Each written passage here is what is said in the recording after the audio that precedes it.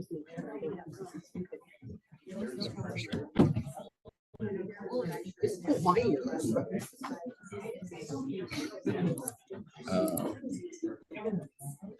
do we get out of practice session?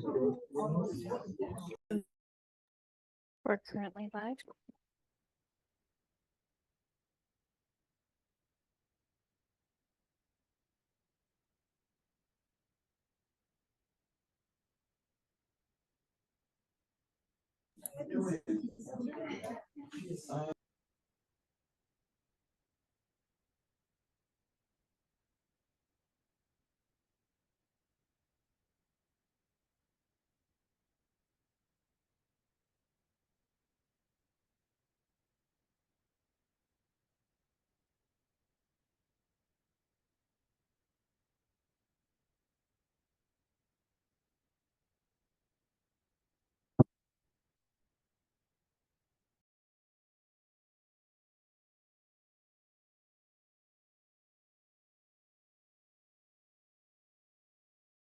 Absolutely. So for those of you that are waiting online, we're going to wait just a couple of more minutes to start our meeting. We've got some representatives that we believe are stuck in traffic. Thank you. We are currently being recorded, just so you know, and there is interpretation available for those that need it. Bienvenidos. Si necesitas interpretación en español, por favor, haga clic en el icono del globo. Gracias. To make the Is owl, the owl audio. Yeah. I think it's in here. If you go into like wherever it says audio, maybe by mute. Yeah. And then speakers, if you can select the owl. Is that an option? It's not coming. I think we got to reconnect it. It was connected earlier. Recording in progress. 1, 2, 7, 6.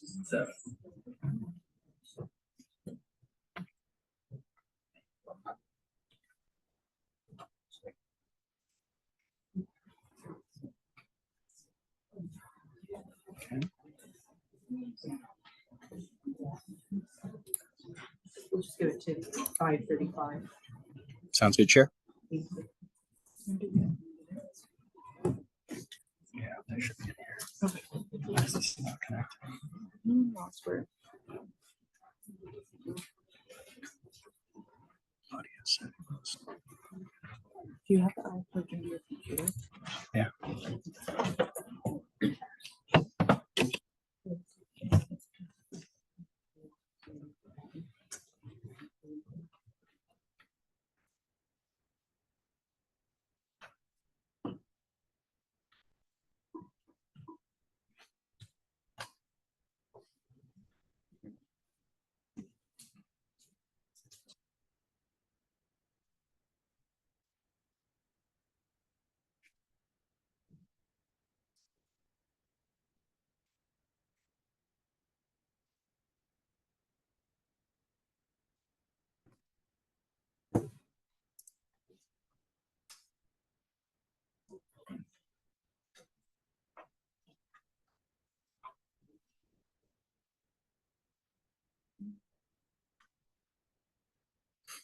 Does it have an audio settings when you hit on the little thing on mute, like that up arrow?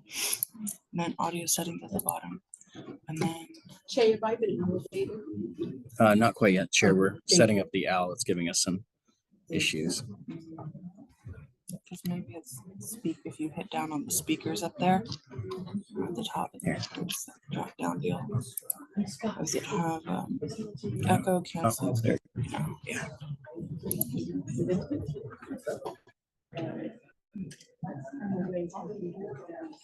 All right, there we go.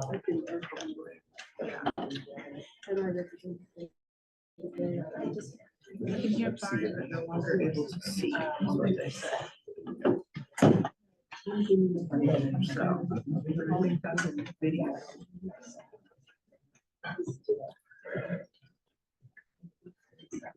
Beth, been promoted.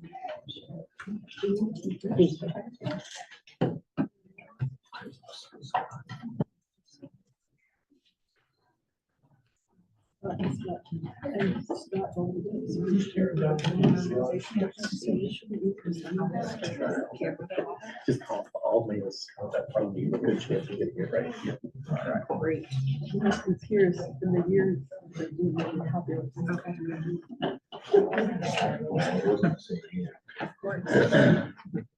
Okay. So I think that we will go ahead and I will call the meeting to order at 5:34. Can we stand for the Pledge of Allegiance?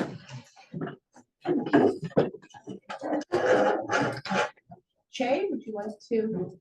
To the flag of the United States of America, to the republic for which it stands, one nation, under God, indivisible, with liberty and justice for all. Thank you.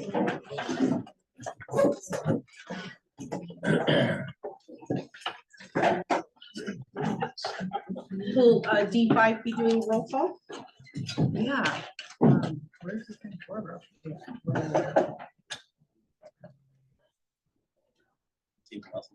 Okay, all right, well then we'll just wing it. Okay, Scott Nevin. Present. Okay, Adriana Gomez. Not present. Okay, Jenny Nichols, present. Scott Foster. Sorry? Serving proudly. He's present. Beth Bruzzone. Bruzzone. Present. Okay. Bruzzone. Bruzzone. Carolyn Madden. Yep.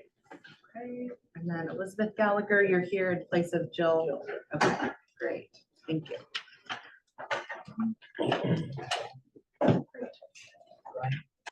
Brian? Brian is absent, okay.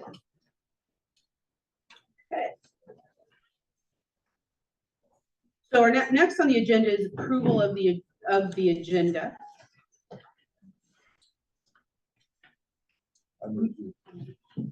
Well, I know we need to add, I think we need to add an item, add a correspondence, or do we put that in somewhere else? District 5. And that's during your report, Chair. During my report, thank you very much. Okay, is there a move to approve the agenda? Sure. Is there a second? Second. All in favor? Aye. All opposed? Absent, or not, help me with the word. Abstain. Abstain, thank you. All abstain. Thank you very much. So we'll move on to the consent calendar. And under the consent calendar is the approval of the minutes from the previous meeting. Do any of the MAC have any comments on the minutes? I do. I have some comments on the minutes. I personally would like to pull the minutes from the consent calendar for discussion. Is that how we do that? Do you want to discuss it now, Chair? Or I would like to discuss it now. yeah, we can discuss it now. Okay.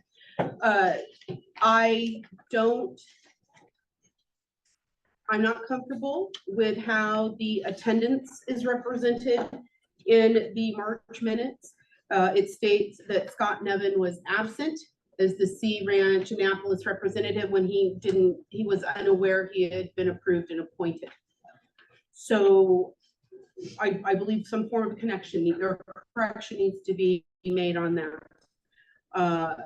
I also would like to address the public comment issue. The comments are vague and the community members are not named, and I'd like to have that changed. Having stated that, do the MACs, any of the MACs have anything else to say on that issue? Does the public have anything to say? Yes, Yeah. Scott. Scott Farmer. Yeah, the minutes are not much better than the agenda. It lacks detail, and often the past minutes have been references to go back and see what was discussed and said, and that's totally lacking in this set of minutes. I think you need to put more time and effort into actually making it full. Thank you. Thank you for Thank calling. you. I would like to take an action on the minutes of pulling them from this meeting, having them corrected to represent content and names, and correcting the issue of Representative Nevin being held accountable for being, being told he's absent when he didn't even know that he was a MAC yet. So I would like these to be corrected and reappear in the July meeting. Is there a motion? Chair, if I may. Yes. We can put a note into the minutes saying that Scott Nevin had been appointed and there was a failure to communicate to Scott. We apologize for that. And that was the reason for the absence, but because he was appointed, we should mark the absence. We can put that as a narrative within those minutes. Okay. And we can also name those individuals that voice those right now in the minutes and approve them if that's something that you're willing to do, or we can edit those and send them back. I'd rather they be edited and sent back. So I believe the content needs to be detailed more as well. Is there a second on that motion? All in favor? Aye. Anyone choosing to abstain or opposed? We have. Thank you. Oh, drop it.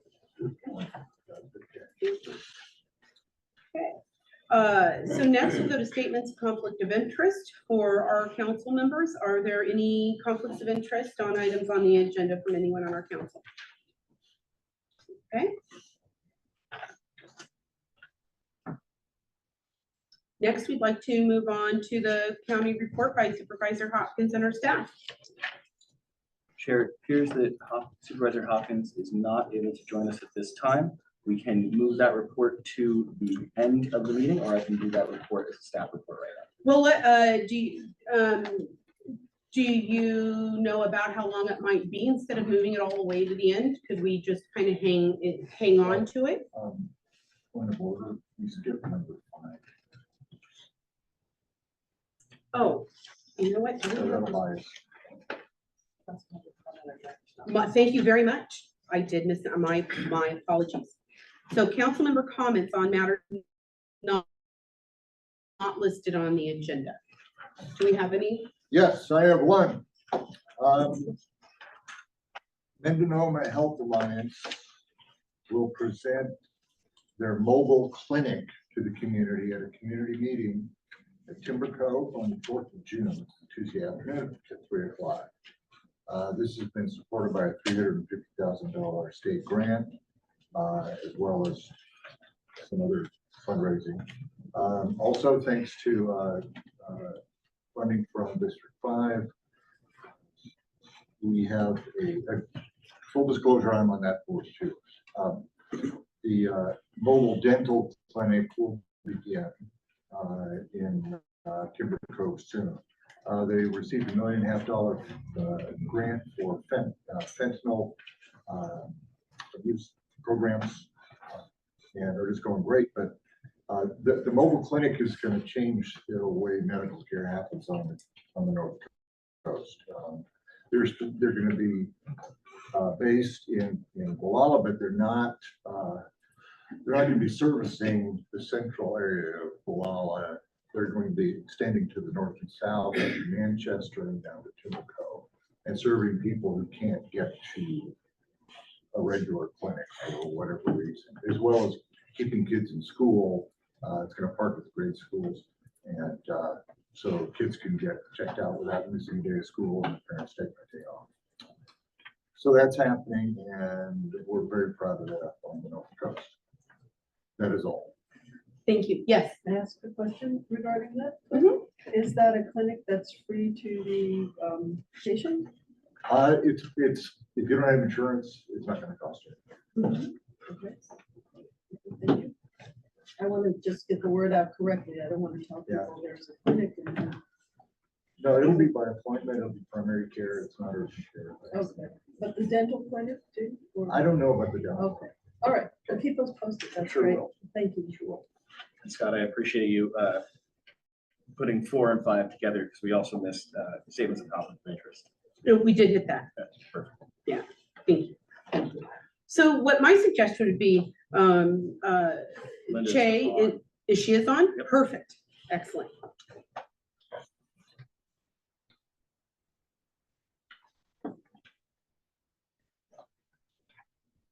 Linda, we can put you on there. Somebody unmute. One moment, we're having some technical difficulties.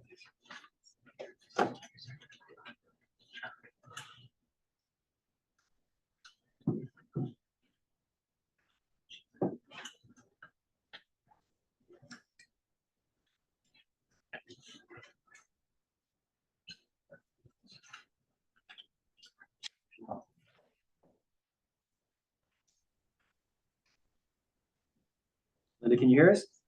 I can. Can you hear me now? We are. We are ready for your report. Wonderful. So a couple things that I wanted to start off with, and I wanted to thank Chair Bruzzone for her attendance at Tuesday's Board of Supervisors meeting. Probably the biggest action item that the board took on Tuesday was to advance the initiative petition for the Sonoma County prohibition on concentrated animal feeding operations, or CAFOs. And it has now actually officially been given a letter. It will be Measure J, according to our Registrar of Voters, Diva Proto. And we had a tremendous turnout of farmers in opposition to this measure. And staff presented excellent statistics and data. I would encourage everyone to go ahead and read that agenda item through, and we could probably send a link so that everyone can go directly through it out to our MAC members. It could potentially result in the loss of hundreds of millions of dollars of revenue, more than 1,000 jobs, and would, according to UCCE, potentially eliminate the dairy industry and poultry industry from Sonoma County, sort of eliminating local dairy products and poultry products, including eggs and meat. I propose that the board take a formal position in opposition to that measure, and we did so on a 4-0 vote. James had already left, so there was no one who voted in opposition to the opposition. It was unanimous among members present.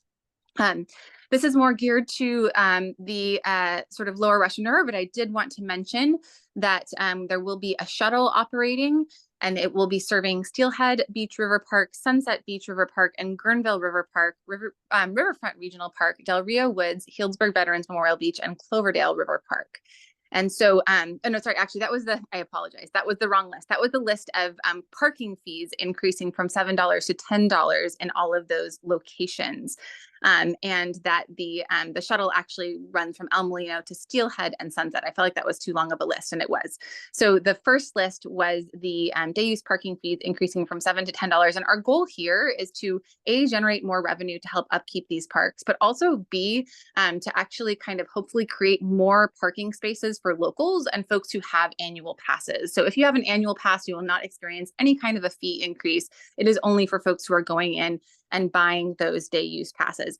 And this year, that increase in fees will run from July 1st to Labor Day, but that's only because July 1st is the start of our fiscal year, and we had to sort of start it in a new fiscal year. In subsequent years, it will actually sort of run for the duration of summer, so Memorial Day to Labor Day.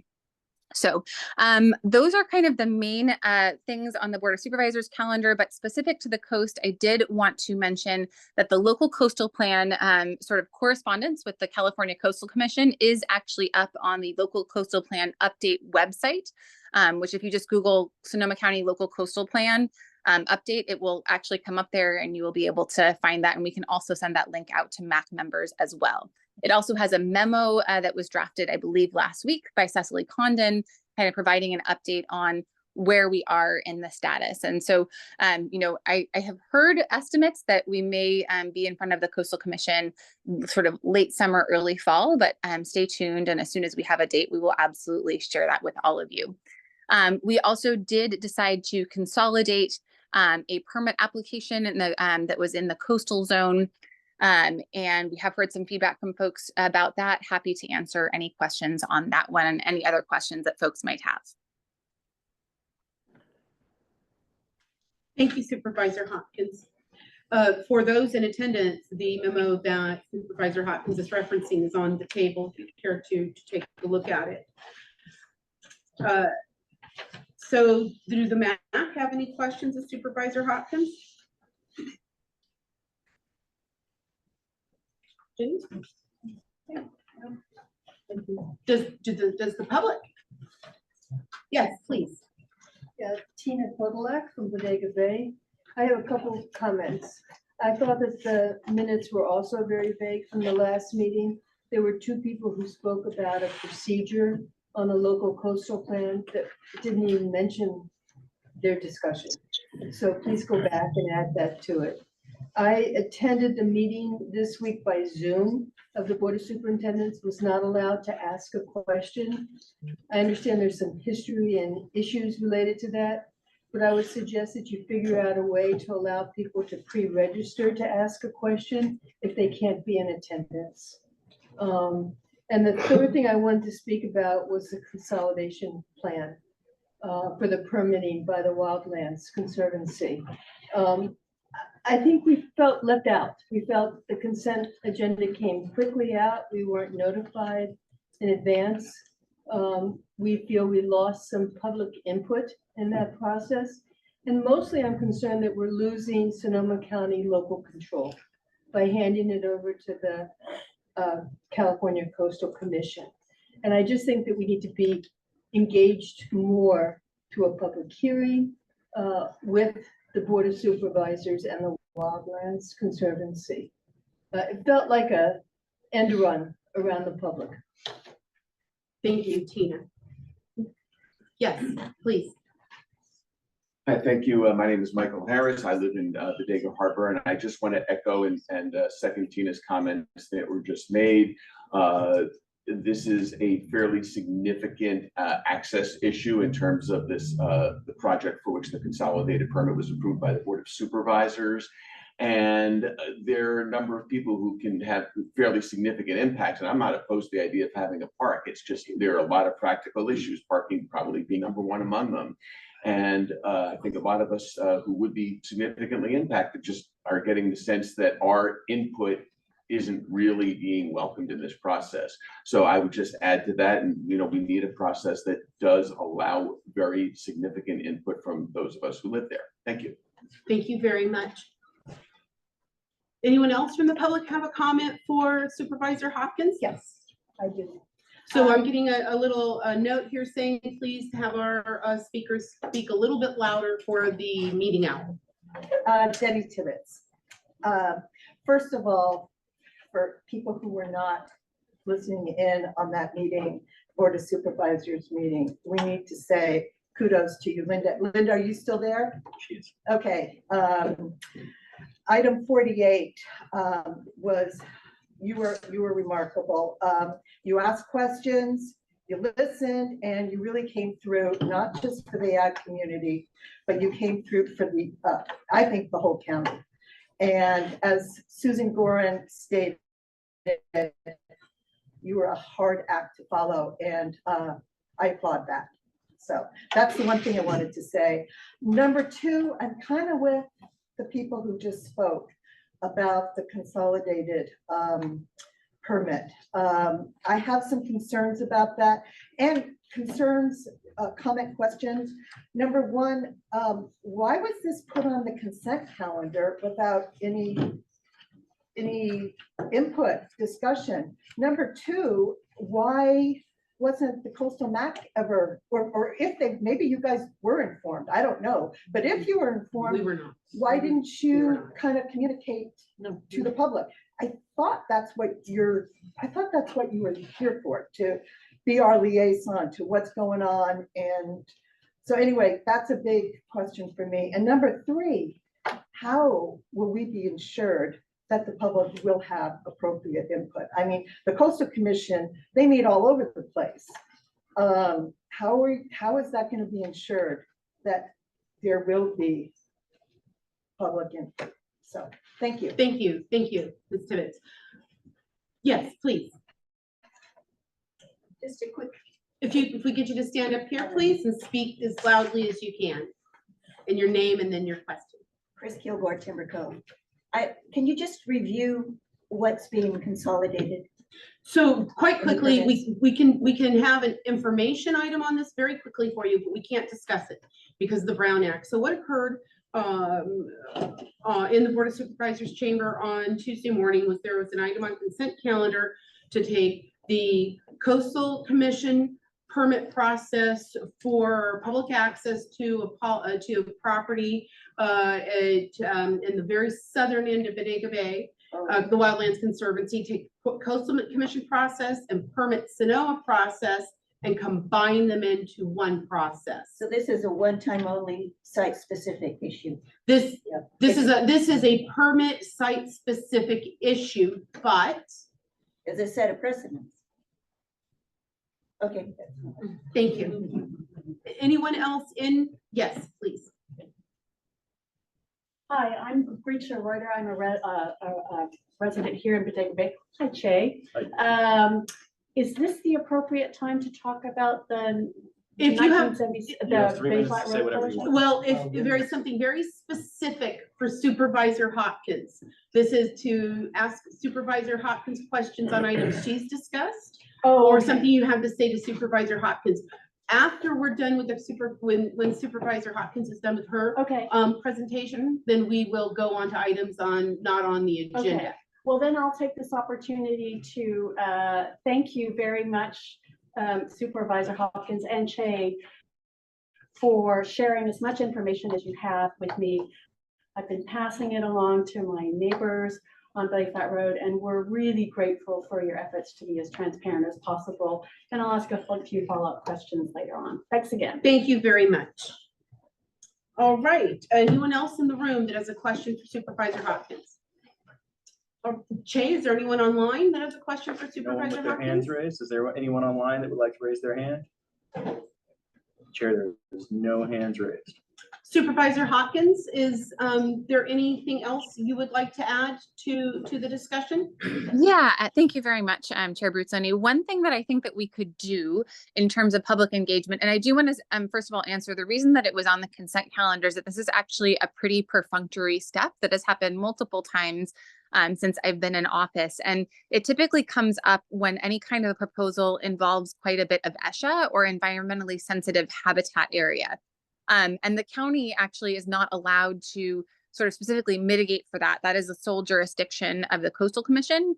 And there are also sort of certain areas in which the kind of Coastal Commission has, physical geographic areas has the primary sort of authority over that we are, sort of not allowed to do the permitting process for. And so for those reasons, then these kinds of projects end up going on consent calendar just to have a sort of more efficient process, because it's actually the Coastal Commission that is the only one who can, oversee certain portions of that process.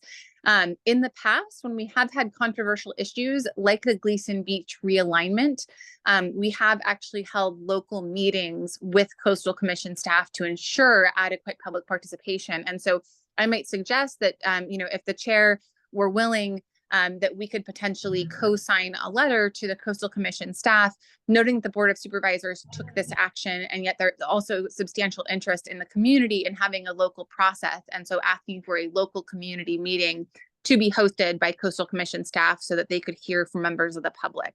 That might be a good way of handling it. So I just want to sort of see if that might, what the sort of max feelings was about that. And then I also forgot that I did want to share an update on Bay Flat Road, because we've been hearing quite a bit about that as well, Old Bay Flat. Thank you. So do you have a response, or do you want me to just go ahead and jump into the Bay Flat? I think that to have a letter at some point to go to the Coastal Commission requesting a local meetings with them, I think that's an outstanding idea. And yes, we would love, I know there are several people here that would like to hear what you have to say, as we all would, about Bay Flat Road. Okay.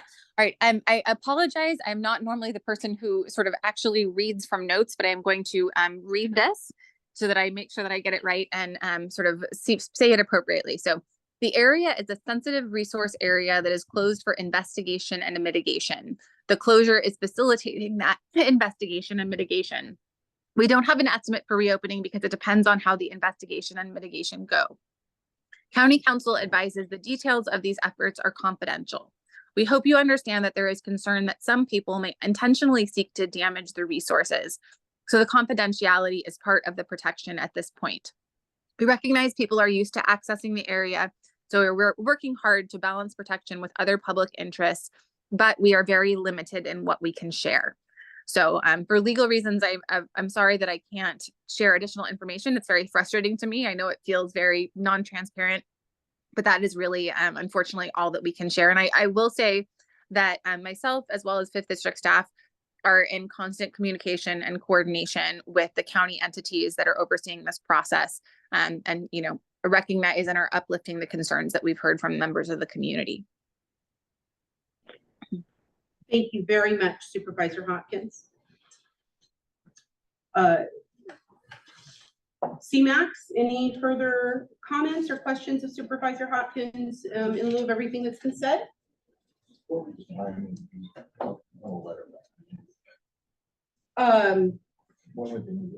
Well, I think that's an excellent question. What would the timing be on a letter from the MAC to the Coastal Commission? Is that something that we would have to wait for the next meeting for? Or is that something that we could do as internal housekeeping?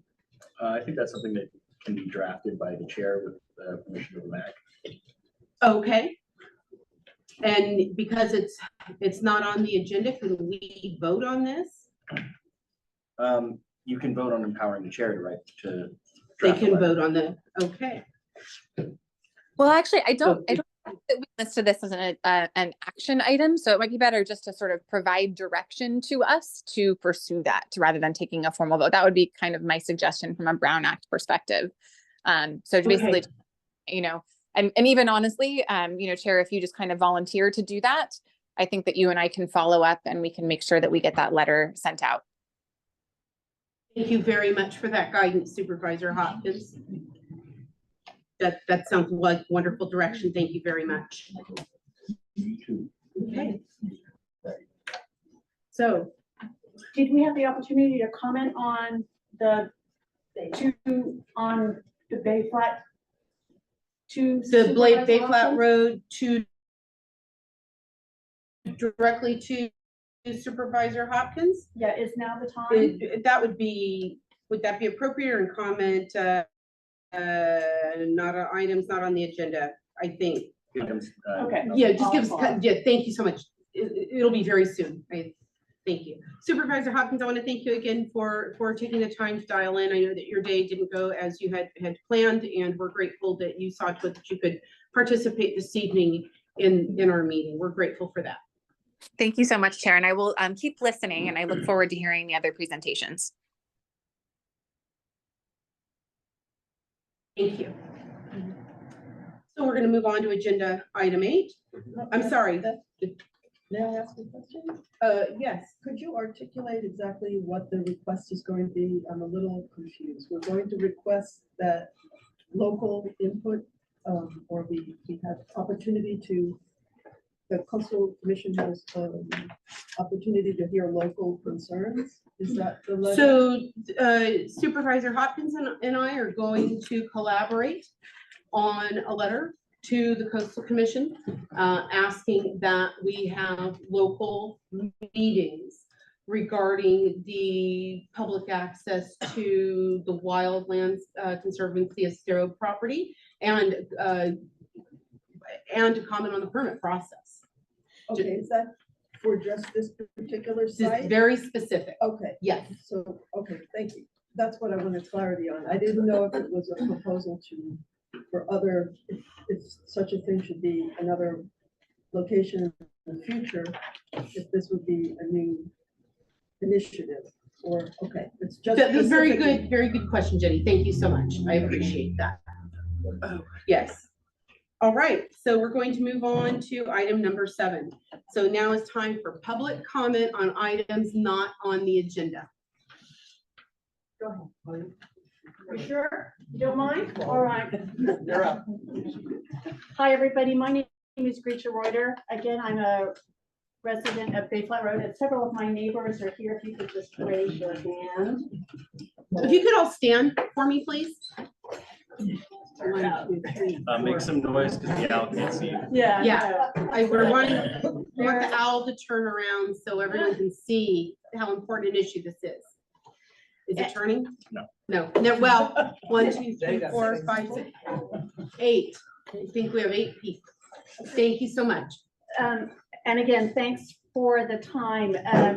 As you well know, that we were all caught off guard by Bay Flat, by the end of Bay Flat Road at West Shore, suddenly closing. And we all called the Department of Road Maintenance, I believe. Some of us called other departments and just asked what was going on. And there was a lot of speculation ranging from the erosion to habitat to even my neighbor Jerry told me that it was some of the residents that asked for the road closure, and they apparently pointed to our home.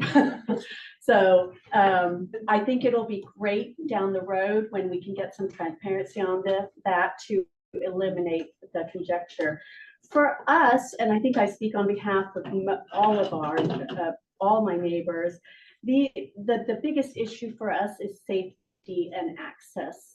Right now, the only way to get to our home is to go along West Shore and then take a sharp right turn onto Brook Road, which is a wee little road, and then take an immediate left and go up a hill to our homes.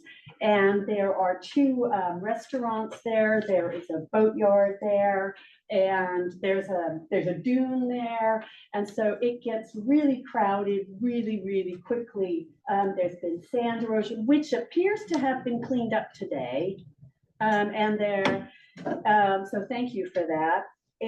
But it is an area of concern for us because when vendors drop off supplies for the restaurants, we aren't able to leave our street. And we used to all use the gravel road exiting at West Shore to exit. It also was convenient for large trucks like moving vehicles, propane tanks, the garbage, FedEx, UPS. One of our residents has a large boat that can't navigate the turn from Brook to Bay Flat. So it was used quite extensively by residents, and this is now gone.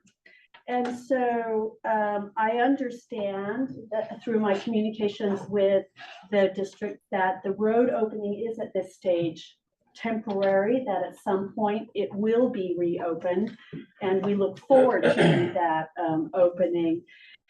In the interim, we are interested in assuring as much access for public safety vehicles and for ourselves as residents as possible.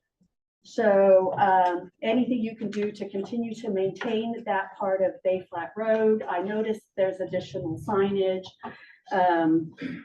Would be very, very helpful. Thank you very, very much. I appreciate your Is that my comment. time? Your comment. Okay. Thank you so much. So is there anyone else that would like to comment on the old Bay Flat Road issue? I think it's best that we kind of take these issues in chunks. Yes, please. I can't, but I'll speak up. No, that's all right. You absolutely. Yeah. My name is Jerry Ford. Jerry Ford? Yes, and I'm another critter that lives on Bay Flat Road. This problem up there that we've had with Bay Flat Road and that piece down there, that piece of road has been open for over 50 years, And I've been down there with a wheelbarrow and a shovel and a rake, and I've filled chuck holes in that. We've had a friendly man with a dump truck that lives in the area. He has brought loads of gravel out there, and we've leveled the road, whatever anything. It's a very serious condition to close that road. We have the ambulance comes that way, the fire truck comes that way. I can almost take you up there and point at every house that's had a call from the emergency services that has come up that road.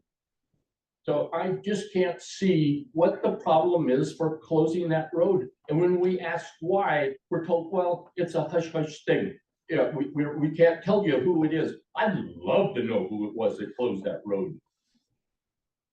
Thank you very much for your comments, sir. We greatly appreciate it. Is there anyone else in the audience who would like to comment on the Old Bay Flat Road issue? Yes, please, sir. Yes, if I may.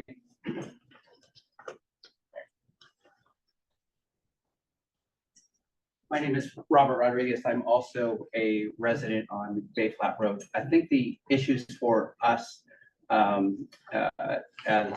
one of our neighbors had said, is really about egress and making sure it's safety. So I think with that, signage might be helpful to be able to tell people that to not go down that road, that it's closed, because what's happening is they're coming down the road. They can't turn around. They don't know that, you know, it's been closed or it's been open for, as Jerry said, for 50 years. Now they don't know that they can turn around. So they're using people's driveways. They're also quite concerned on, if you go there on any weekend, it's really congested. It's a very small road. You have to go kind of almost in an alleyway. What that does is that causes, if there's ever an emergency, you can't drive through there. I mean, it is really, I would encourage the district to please have somebody go down there during the weekend so they can see what that would be like. So for emergency services or any matter like that, it'd be certainly helpful to make sure that that area is clear and that we can be safe as a community. We appreciate that very much. We appreciate your attention to this and being having the opportunity to comment on this as well. Thank you. Thank you very much. Anyone else for Old Bay? Yes. Can I add a little something? to Yes, that? you can. A few days ago, I got in a car with a wife and to go to town, and we went down and got down to where the plug is, where those two restaurants are Yes. down there, whatever it is stuff. And there's a big, huge delivery truck blocked right in the center of the road, and there's absolutely no way to get by. We sat there, I just looked at my watch, and we sat there over a half an hour with this truck, and whoever was driving it could have cared less. But I mean, if we have that other access open, we can get out of there in an emergency, whatever. During the fire, when they had the fire up there, the fire department came with their trucks and their lights and their speakers and told everybody to evacuate. How did they tell you to evacuate? Down the damn dirt road and over into the boat parking place. So, I mean, if that road is really essential, I can't emphasize it enough. Thank you. You're very welcome, and thank you for commenting, sir. And before you leave here, I want to make sure you have my contact information. Okay? Anyone else? Yes, please. I'm Annie Kruben. I'm from Bay Flat Road as well. And If we can have you talk up just a little bit more. I'm from Bay Flat Road as well. My name's Annie Kruben. And we know that we've heard that it might be Native American remains that are on state, but this is a county road. And so I don't see why there would be a problem to have that completely cordoned off. And I don't know why it's such a confidential thing. I mean, why we can't know that. And I'd really like to hear from the fire department as well, what they plan to do if we do have emergencies up there and we need fire trucks, or the ambulances probably could get through if the trucks weren't there blocking the road. But what are we gonna do when we have a big fire up there and we have to get the big trucks up and you have big concrete barriers? So I'd love to hear from you guys. Thank you. Beth, are you comfortable with me just? Yes, it's information. Okay. Yeah. I don't have a lot to share, but I do want to just address what I can. Good evening. My name is Cindy Foreman. I'm a division chief and fire marshal for your Sonoma County Fire District here, our Bodega Bay Station number 10. We have Chief Hertzberg as well here tonight. We are familiar with the issue. We have been out. We have been digging. We've been talking with county roads. We've been, we've been to the site. We understand the challenge. The Bay Flat Road is not all county road. And this young man here was talking about how well you guys have taken care of that over the years. It is a great access. I won't deny that. Our hands are tied with the fact that this site has been shut off, right? We can't fix that at this moment. I do recognize and we understand the congestion that's happening in and around the restaurants. And what I will say is that I'd like to try to work closer with Supervisor Hopkins, with CHP, and with our county roads to address some of the issues that we can right now, because we can't get on that site. There's nothing I can do right now that's gonna allow us on that site. And I won't speculate what's going on the site. There's a lot of speculation out there. But what I will say is that we're recognizing the challenges and the congestion that's happening in and around the restaurant, sitting there for a half hour waiting for a truck. So I think we need to coordinate with CHP. I think we need to get better signage out in that area. And I did hear somebody say that sand dune that's been sort of sloughing into the roadway, somebody cleaned that up. Does anybody know? Just so I have information, because we did have a concern about that as well. Oh, geez, sorry. Public infrastructure today. Okay, awesome. All right. So as you can see, we're trying to circle the wagons a little bit. So what I can say is that we're all in conversation about it. We're all aware of it. We're all concerned about it. And we're trying to do what we can. County roads getting out there, that's huge. That's a huge piece that my deputy was worried about, is that slough from that sand. So I think getting CHP, who has a substation out here, to put some more energy and time into going through there and making sure that people are not parking in no parking areas. Perhaps we need better signage out there, and we can certainly work with Supervisor Hopkins and our public infrastructure on that piece. Again, I can't fix that area that's closed right this minute, but I recognize how valuable that is for you all. And it is valuable to us. I'm not going to tell you that it's not. We do use that. But what I can say is that right now we can't. And I personally can't fix that. I wish I could, but I can't. But I think we've got some good coordinated effort, and we're all aware of the problem, and we're all looking for solutions. I would ask Gigi that you come back up here. And thank you so much, Cindy. And if we can do a little bit of cross in with you in the audience, sure. As long as that's information. Sure. I'd like to quickly add to a little tail onto what Cindy was saying, just for the public's knowledge, that CHP, they can only enforce the roadway, the legal use of the roadway, meaning blocked cars, speed, debris, that kind of thing, that it needs to immediately be dealt with.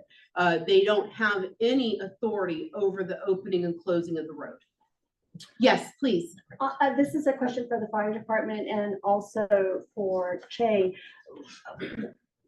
The most common roadblock that we face is the vendors that are serving the restaurants, and so their delivery trucks. Is there a regulation that they have to service the restaurants from the back? Could we ask the restaurants or those vendors to service to have the vendor service them from West Shore Road, therefore leaving Bay Flat open? I'm solution driven. If that's a conversation that needs to happen, I'm happy to have that conversation with the restaurants and say, look, we're in a pickle right now. We really need you guys to do us a favor and, offload your trucks in the front. We can certainly open up that dialogue. I'm a could you, would you, can you please all day long. I think that, as all temporary solutions go, I think that would also be a good one for the foreseeable future, or until the road is reopened, that we ask the restaurants to have their vendors service them from the front.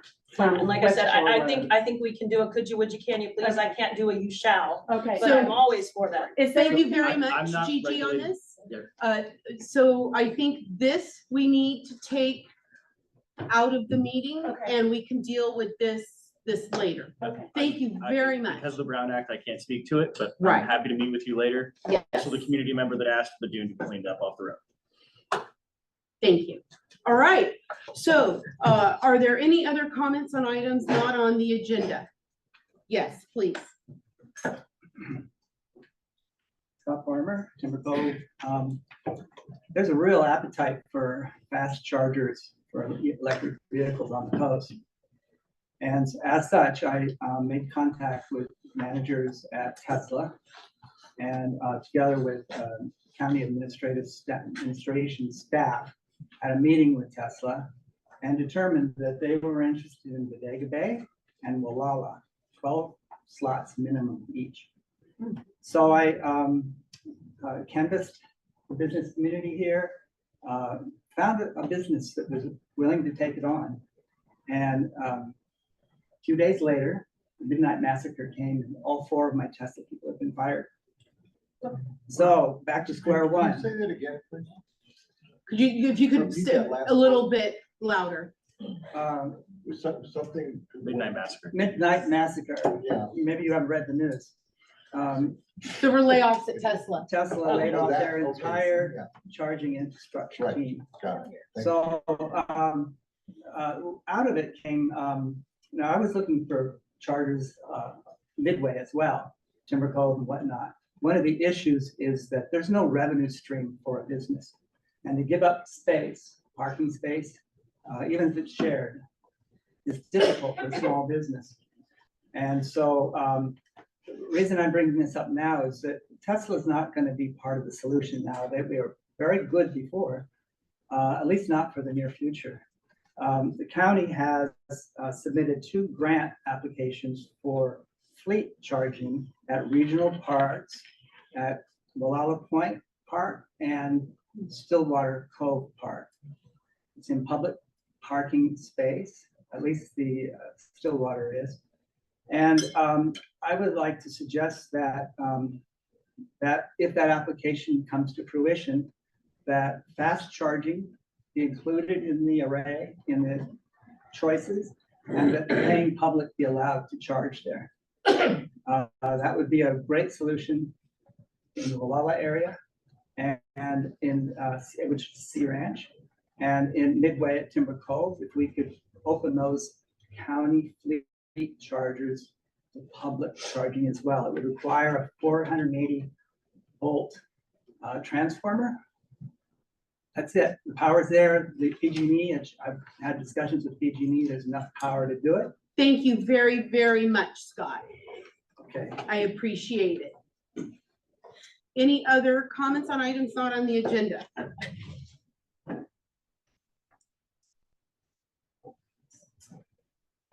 Okay, we're back on Bay Flat Road. Okay. My name is Linda Seifert, and I'm also a resident there. And I want to ask one simple question. Who made the decision to close the road? We don't get any answers. And I think that's the person that we should be visiting with. Why? It had to come down to one person. Jay, do you know? Brown Act, we can't.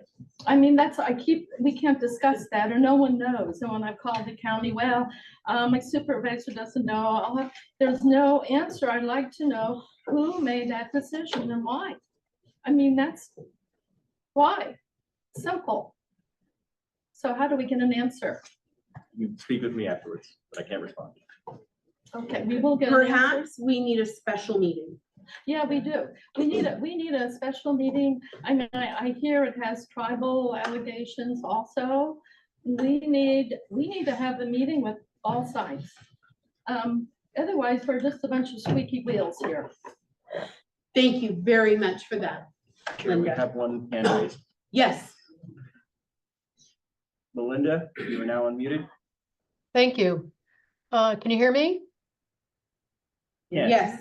Okay. My name is Melinda Paul. I live and work in Bodega Bay. I'm an active volunteer in the community, and I contribute to the community as president of the Rancho Bodega Historical Society. Rancho Bodega was a Mexican land grant that runs along the coast from the Russian River on the north side to south to the Estero Americano. I would like to respectfully request a future update on specifics of the county's status and our unincorporated status on the coast of short-term rental rules and restrictions. That's my first question. As a second related question, I would like to inquire about long-term residential rental housing. In my opinion, we are incredibly lucky to have a decent supply of affordable residential housing here in Bodega Bay. We have it at Puerto Bodega, we have it at Harborview, and the Tides offers limited employee housing. But there's precious little middle income housing. Is it possible to initiate efforts to encourage and increase residential housing for the middle class? Personally, I will likely be moving out of Bodega Bay as of July 1st for lack of affordable housing. I currently pay $3,800 in rent and utilities. I'm looking to continue as an active contributing community member, but I'm not optimistic. It is my thought that we need more long-term residents and voters to be heard. And I did think about perhaps the county could issue tax credits to benefit homeowners to stimulate this residential rentals. Thank you. Thank you, Melinda. I'd like you to reach out to myself and Che after the meeting, and we will see what information we can find for you. Do know that just from an, this is not a Brown Act issue or violation at all. This is being addressed in the local coastal plan as well. Thank you. Is there anyone else that has a comment on items not on the agenda? I just wanted to, I have the good news, one sentence. Yes. The good news, Bodega Bay has 8 fast chargers in the pipeline. They will have it. Thank you very much, Scott. Anyone online that has their hands raised? No, Chair. All right. So at this time, we will move on to item number 8, presentation by Jeff Duval. Please, Deputy Director Duval of the Sonoma County Director of Emergency Management. County, yeah, sure. Totally screwed that up, my apologies. Okay, so good evening, everyone. I'm Jeff Duval. I am the Director of the Sonoma County Department of Emergency Management. And I am the Emergency Management Program and the County Emergency Manager for the county unincorporated area. But more importantly, just thank you to the council, Supervisor Hopkins and District 5 team for inviting me tonight to talk a little about what the Department of Emergency Management does and the steps that we take in emergency monitoring mode and when we have to activate our emergency operations center during disasters and emergencies. Forgive me, Jeff, you can speak up for the L just a little bit, please. Thank you. No problem. Thank you. So to take a quick little step back, the department was formed after the 2017 fires. It was created by the Board of Supervisors, and we officially became a department in March of 2019. Yes, March of 2019, and in June of that year, our management team was brought on. And a few months later, in October, literally just before the Kincaid fire, we became fully staffed with our emergency coordination division, which I'll talk about in just a moment. I like to share and also joke at the same time that we walked over to our HR new hire orientation on Tuesday afternoon and got our 4 brand new emergency coordinators and said, hey, come with us really quick. They thought we were taking them back to the office, showed them the workspace, give them their laptop. We took them to the other end of county campus into our emergency operations center, signed them in and said, we're activated for a power shutoff. Have a seat. It's time to go to work. So with that, the County Department of Emergency Management is tasked with preparing, responding, mitigating, and recovering to any sort of disasters and emergencies that happen here in the county. And the way we do that is through our different divisions. First, our first division is administrative services and grants. The overall financial side of the department, the budgeting side. We have grant management that's tied in there, our Homeland Security. We are the Homeland Security Administrator for the county, both through the Bay Area Urban Area Securities Initiative and also through CalOES, California Governor's Office of Emergency Services, through the State Homeland Security Program.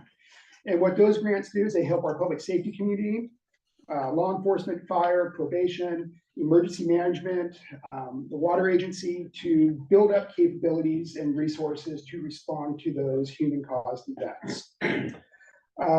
There's a few other grants that they're tied to that we administer under the grant program. Drought resiliency is a huge one that we're working on there.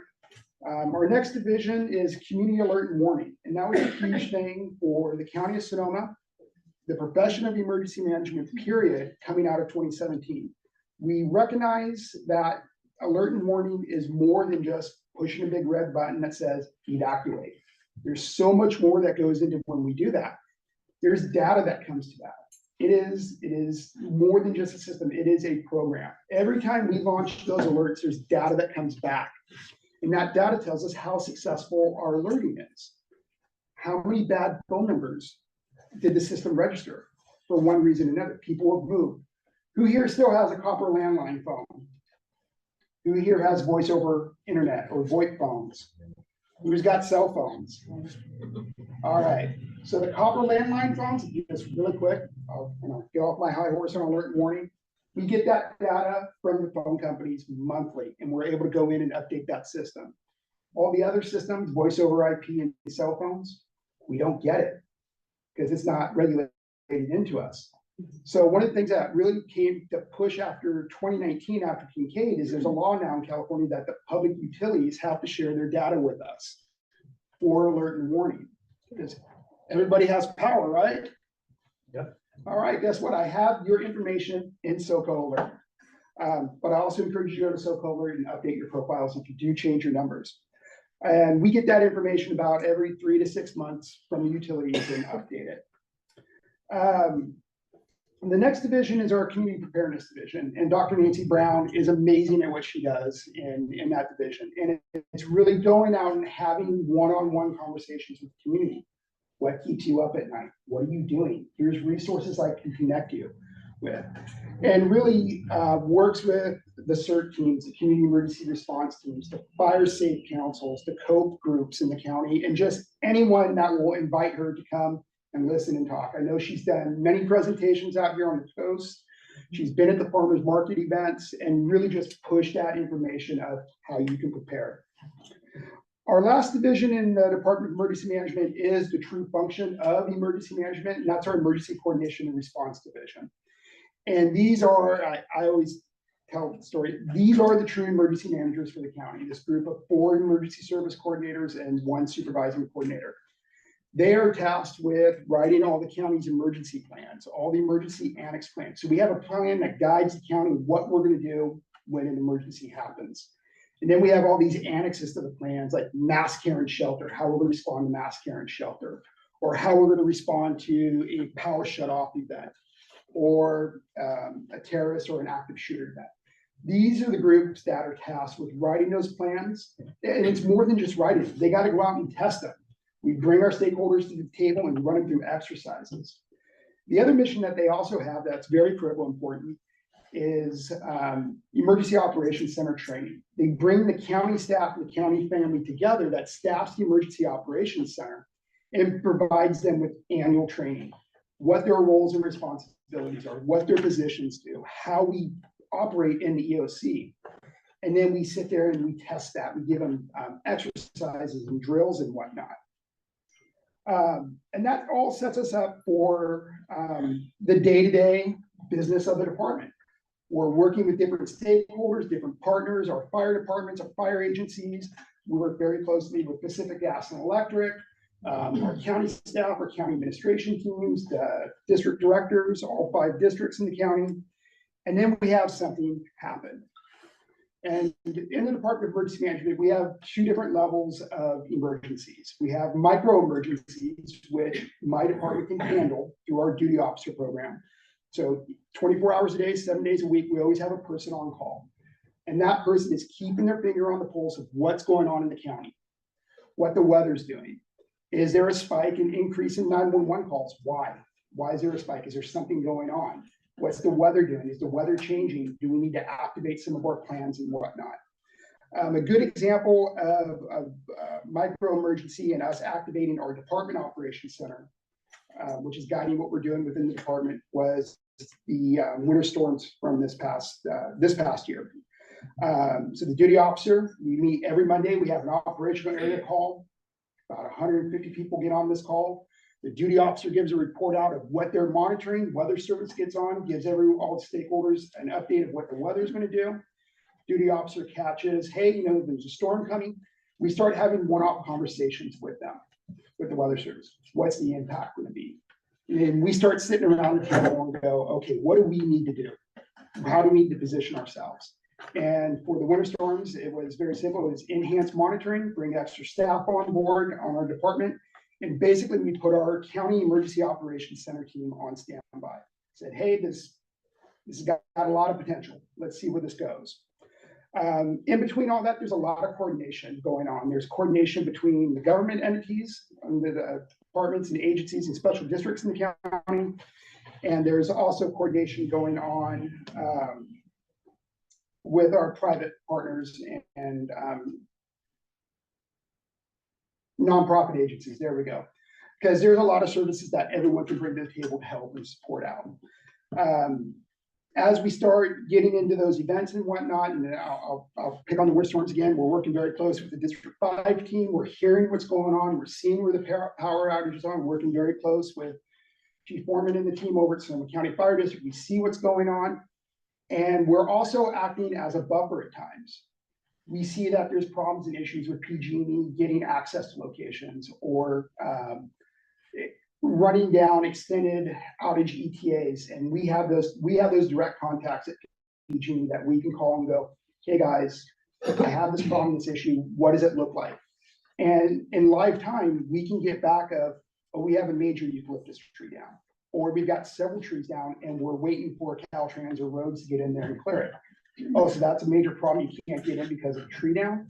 We can turn around and work through our contacts, call Caltrans or call county roads and say, hey, can you prioritize this because PG&E is trying to get generators or equipment or whatever it may be in to restore power, and also to help out the first responders to run their normal calls for service and whatnot. So in short, the Department of Emergency Management, we are paid to be paranoid at the end of the day. It's our job to sit there and look at what the hazards are to the community, what are we doing to mitigate those, and what are we doing to respond. We also have that recovery piece going on. If the Emergency Operations Center was activated, one of the first groups that comes in with us is our recovery team, and they're looking at what the incident is. What is the damage? What are we going to need for recovery? Is it working with our state and federal partners to advocate for FEMA individual assistance or federal individual assistance? And we start making those requests and pushing those up. And they're starting to work on a recovery plan, or those as local assistance centers, centers where the community can come to get those resources and start to rebuild their lives, especially after during wildfires and whatnot. But a big part of what we do is seasonal prep and seasonal outlook. It's kind of hard to take that picture right now because everyone is so focused on what the summer is going to do. My team has been focused on summer and summer prep since December of last year. And I know it's a little funny to say this, but come the middle of July, they will start to shift focus and start planning for the winter prep. And what are our resources? What do we need to do? Because Weather Service already has ideas of what potentially the weather impact could be. We can start having those conversations with our partners and start building that preparedness, building up those capabilities and resources. At the end of the day, what the Department of Emergency Management does, besides all that planning, we just bring people together around the table to have conversations. Hey, Chief, what's going on? How's this going to impact you? This is what we're hearing from the Weather Service. This is what we're hearing from the community. How can we, is there opportunities? Do you need more support? Is there support the county can bring to the table? Is there support that we need to go ask our state partners for to come in and help? We act as that middle buffer. The state talks to us and we talk to the jurisdictions within the county for those state and federal resources too. Just quickly look at my notes here. I think that's all I've got. But again, we are your emergency management team. You are here in County Unincorporated. We are your emergency management. We do your mass care planning, all your evacuation planning, in conjunction with the sheriff. We are the ones that are sitting in that bunker providing, or in the Emergency Operations Center, providing those resources out here to the County Unincorporated. It's our honor to do so. That's a great question. So the County Emergency Operations Center is located on the county government or the county center complex in Santa Rosa. Thank you very much for your presentation. I would like to open the questions first from the MAC to Director Duvall. Elizabeth, do you have any questions? Yes, I'm very concerned about our location in Jenner, and we usually have, we've had other meetings, and we usually get quite a few people from up north and all that kind of stuff. So it would be great if we could get in touch with your group and have a presentation there. Definitely. Always hope to get that. Carolyn? Scott? I'd second that from the Timber Cove area. We've had a brief discussion. There has been, first I'd like to thank your shop for, actually it's part of your time, but the North Coast benefited from a Homeland Security grant it was facilitated by you guys, and we now have our own tactical channel that goes the entire coastline that is Yes. changed thing out here. So thanks for that. There has been discussion by local communities, understanding we're the farthest away from community support you can be without getting wet. We understand if we live out here, there's a certain amount of self-reliance expected because it's just gonna be water. And everybody knows that. It's the tourists that we have to deal with that want to go home and can't. Yes. And now we have all this mess to deal with. And so we've been talking in Timber Cove about the possibility of some kind of resiliency center. And I suspect there would be interest, in the communities farther north as well, to set up something where we could have a coordinating place for all these multiple agencies that have to come together. Maybe pre-stage some stuff, maybe have a means of dealing with large groups of people from Sacramento who don't know what to do, that sort of thing. So if anything that you've thought about that or would be interested in pursuing, it would be very welcome. Thank you, Councilmember, for the question. I will share with you, that is one of the things as we start to get out of the city limits that keeps me awake at night. It is the visitors or the people that just moved here and they don't understand Sonoma County when it rains or something happens and now they're stuck. There's one road. Yeah, or there's one road, or a second that nobody knows about, just the locals. I've had some conversations with Supervisor Hopkins and it is very high up on my priority list to A, to continue those conversations and to B, to continue to look for locations for some sort of a resiliency / storage facility up on the North Coast. For myself, a couple challenges for us to overcome is A, real estate, and B, any environmental impacts that we'd have, or environmental preservation, historical impact reports that would have to be done on the property. But I have made it very clear, especially with my special projects team, that I want to find opportunities, whether it's through grants or whatnot, to come in and do location studies, whatever it may be, because at the end of the day, I will tell you that my team knows the North Coast. If it's, especially during rainy season, Highway 1's closed, Skaggs Springs is closed, that's it. So how do we take care of you in that week to 2 weeks before stuff starts to open? And to me, in my mind, it is that community resiliency center. So I am committed to trying to find an answer if it is feasible or even possible someplace out there. And we definitely look forward to even having conversations, because I know you and I have had conversations on locations and ideas and whatnot in the past. Great, well, thank you. Thank you very much. Jenny? No, I'm just taking it all in. Thank you. Representative Nevins? Nothing from me. I want to thank you for this presentation. It's been outstanding. And anybody that has been through any of our disasters, and particularly the fires, what you do is right there in alignment with our first responders. And we are all very grateful. Regarding the need for a pre-planned emergency response, I'm in the middle of reading a book called Inflamed about the evacuation of Villa Capri and Moreno, and that right there is just amazing to me. So now I'm going to open this to questions from the public, and the gentleman with the cane, your arm's gonna fall off, you go first. I want to thank you for your information. That was very, I have a little information for you. If you or your emergency vehicles come down and try to get into the dirt section of Upper Bay Flat Road, you won't be able to get in there. Thank you. Any other questions for Director Duval? And if we could have you come up so that the meeting owl can pick you up. I understand that the mobility issues, but if you could come up, please. Thank you.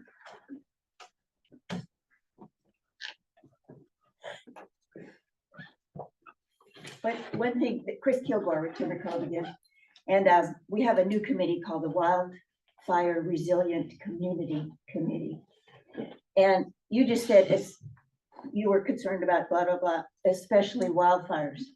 There's a new especially, and it's become worse and worse in the last 10 years. And it is the cyclonic storms that have brought down so many trees. They closed just as many roads. And we have a volunteer fire department. We have volunteer emergency medical technicians. They are exhausted. These guys aren't paid 24/7, day after day during these storms. And FEMA didn't declare it a disaster. So there are so many properties that still have huge piles of trees. These trees are drying out. They cost tens of thousands of dollars for each property owner to clean up, and they can't afford it. These trees are just sitting there, and they're going to light us all on fire. This is a horrible problem, yet FEMA didn't declare it a disaster. So my question, how do we get FEMA to change their mind? Thank you. That is a very long answer, so I will be very brief about it, or we'll be here all night.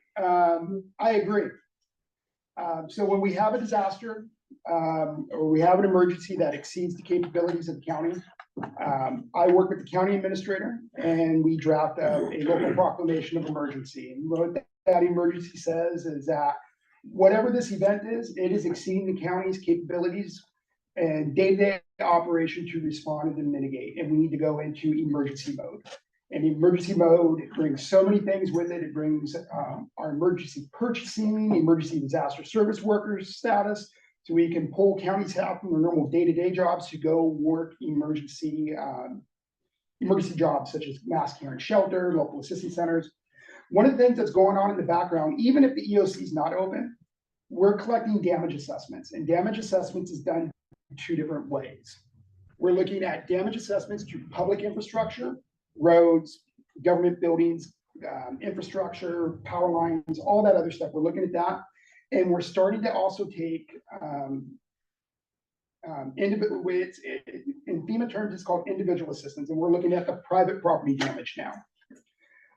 To your question about the private property damage, even on the public infrastructure or on the public assistance side, damage to public buildings, there is a dollar threshold that has to be met. There is a property damage number on the individual assistance side that has to be met. The challenge we have with the winter storms is it has to be the primary residence. It can't be a secondary or a vacationary home.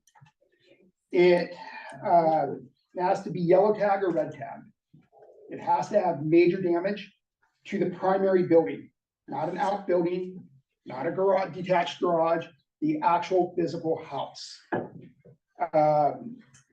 The other challenge that we have is getting that information up to us, because as soon as we proclaim a local emergency, I have 72 hours to get Cal OES just a snapshot of what's going on in the county. And we get to refine that as the weeks go on. But what's going on behind the scenes of all that is part of that proclamation of local emergencies. We're telling the governor, we need assistance. These are the assistance that we need, state and federal. And part of that request is, how many homes do you have damaged? And Chief Foreman knows this goes back to the winter storms last year. I was struggling just to find 30 homes, primary homes with primary building damage. It can't be a driveway, can't be the pump house. It has to be the actual residence. And we were coming up short. I just needed 30 more, and FEMA would have signed off on the individual assistance. Again, I can go on forever, but there's, the other key thing, since we are here on the coast, Sea Ranch doesn't count. Well, they don't have a lot of trees anyway. But does anyone want to guess why? Why? It's an HOA. Oh, so then neither would Bodega Harbor. Or Bodega Harbor. Individual assistance in FEMA's eyes, HOAs don't count. There is actually a movement right now on the federal side to change that, because the HOAs are having a hard time recovering from paying those damages out on the properties. It is extremely hard. There's been HOAs who have folded because of it. So at the end of the day, There's a lot of advocating going on. I've been working with the 4th District Supervisor, Supervisor Gore, on that advocation to how do we change things on the federal level with the Robert T. Stanford Act, which is what guides FEMA and their principles and whatnot. It's federal, so it's not going to happen overnight. But in short, kind of long, sorry, but that's how the damage assessment works on both the private and the individual side. So they don't care that these trees are piling up, ready to light on fire in the next year or two. That's that. FEMA has heard me more than once on that. Okay. To the point to where they see me calling and they go, oh boy, our phone call. Thank you very much. Are there any other questions for Director Duval? Yes, Scott. Scott Farmer, in getting your information about what's going on, you listen to PG&E and the telephone wire, yes, copper, all the utilities. Yeah, so those of us that are off grid and don't have a landline, you're not getting our information, from what I understood. Very good question. So like if you're off grid, we're not getting it through the utilities, we're not getting it from the phone company. The best, the option to that is to go to socoalert.org and you can sign up your phone numbers that way. So we'll get alerts. You will get the alerts, and you'll always get the wireless emergency alerts, the Amber style alerts to your phone. But I also acknowledge this is West County, and like most of Sonoma, cell phones don't work in certain areas. Sure, but you're not collecting data. Now, on the good side of that is when PG&E goes out, we still have power. Yeah. And we, if you have Starlink, you have some internet, and if the cell tower is working and you can get it, you've got your phones working. So if it freezes, well, stop. You just hunker down, but but we get closed in by the tree. Yes. And cars get hit and, we stay inside. It's very scary. So anyway, I think what Chris was emphasizing was not structures being hit, but the piles of dead trees, and maybe Shay can address that later in a different forum. In a different forum. Yes, thank you very much. And thank you for your help with the windstorms last season, and add that category to your website. Yes, we had an online comment for Director Duval. Melinda, you're unmuted. Thank you. I have short questions, I think, but my question is, who is in charge in emergency response, and how do you coordinate that? And it has to do specifically, I'm on the CERT, I'm a CERT shed captain, and their emergency operating center is with the firefighters, and it's in Windsor, and you have another EOC in Santa Rosa. How does that work? So a couple things there. So for the county government and the county unincorporated, our emergency operations center is in Santa Rosa at the county government center. We work, so who has control over the incident is a great question. At the end of the day, in the emergency operations center, we are not directing any sort of mitigation or command when it comes to like the wind events, wildfire events. That is all being handled by the first responders, by fire, by law enforcement, at their command posts. We do have a presence there, but it's more as in a liaison role to make sure we have that link of their command center talking to our command center, whether it's in person or via phone. And to go to the example of the winter storms, yes, Sonoma County Fire District, who is your fire service provider out here, yes, their main emergency operations center is at their headquarters in Windsor. We opened a district operating center in Windsor that basically supported what the resources we had out here on the coast. The coast upstaffed. We knew this was coming. CERT came into the firehouse, so CERT was active, as was the ham radio network. So it was a really greatly coordinated effort. So whatever we needed, we had the backup of our Windsor district people backing us up out here and in all of our other areas. We were really well staffed and well cared for. And we were able to continue to provide the service, and it really did trickle down. Actually, you all came out to give us a hand. What they found was that our CERT people were pretty strong. Our ham network was up. We had a smart board up and running, which I think impressed everybody. The CERT group was really strong. So it is a multi-layer that it allowed us to run all those calls. And not to get too technical, but again, so for my emergency operations center, we're looking at the county government, the county unincorporated area. For districts that are considered a special district, like Sonoma County Fire District, they're operating independent of the county. They have their own governing body, like we have our governing body of the Board of Supervisors. They have their board of directors. They're running their own operation out of their district operations center. They're looking at the impacts of this event, whatever it may be, and managing their resources and their logistics and whatnot.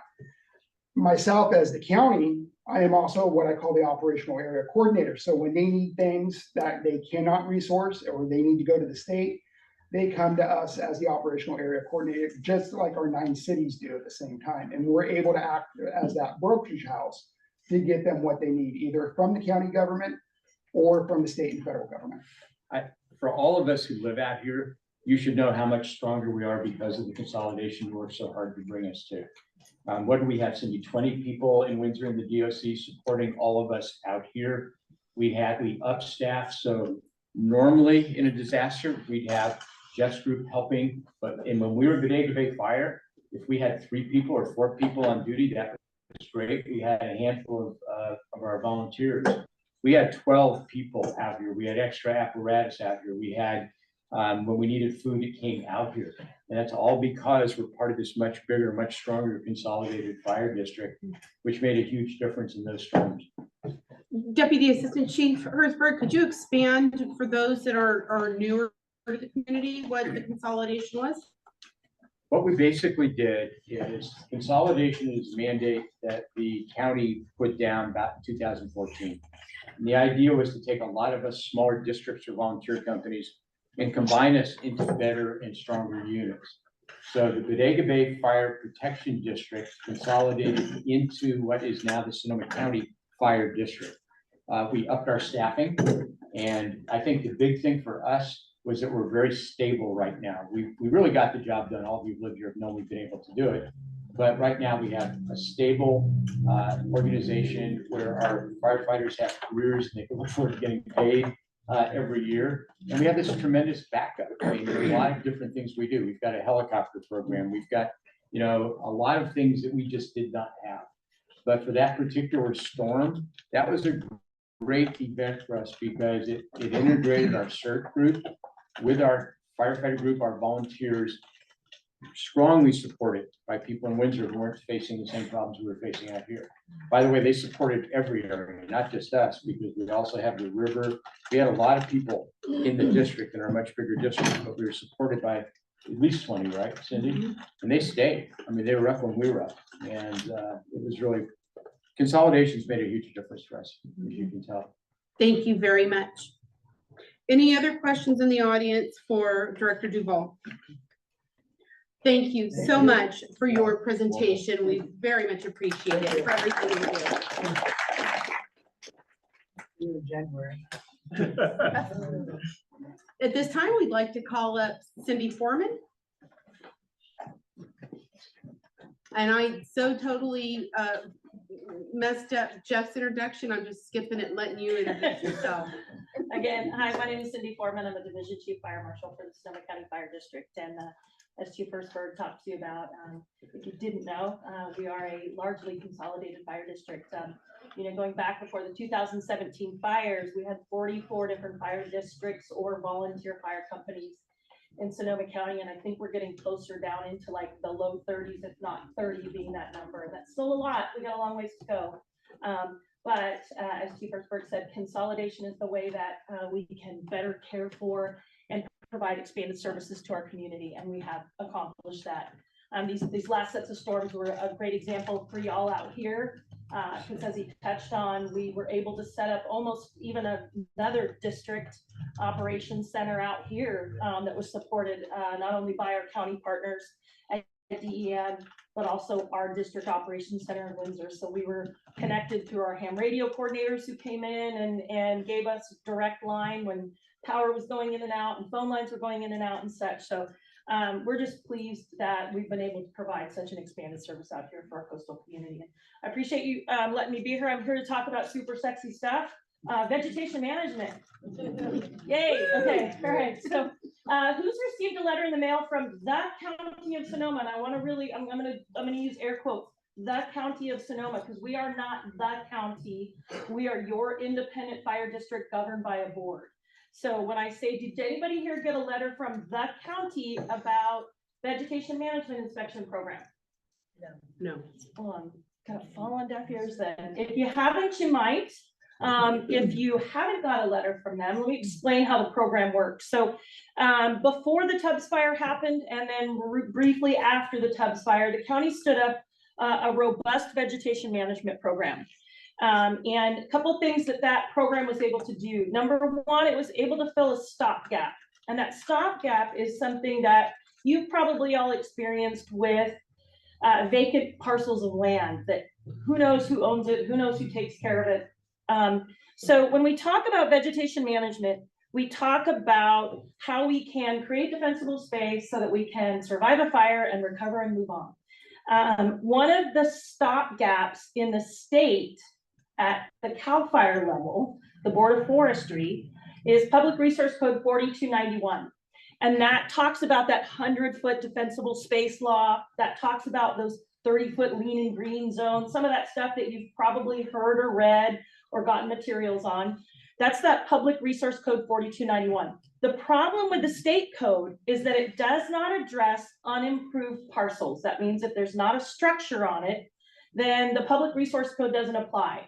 And for many years, I struggled with that because I would have on Calistoga Road, for example, I'd have a nice little home here, 10 feet off the property line, right next to a vacant parcel that looked like it hadn't been touched since Columbus came over. It's not Columbus now, though, is it? I just may have messed that up.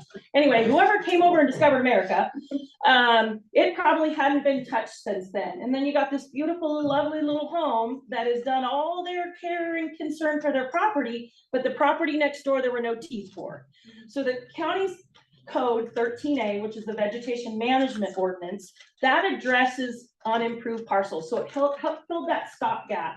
And it gave us the ability to do enforcement and, if need be, force abatement on some of these vacant parcels that could be a threat to some of our more dense communities. So that was one piece of it that helped with. And then the county put funds toward this program and funds toward possible future abatement for properties that couldn't get into line and follow the rules.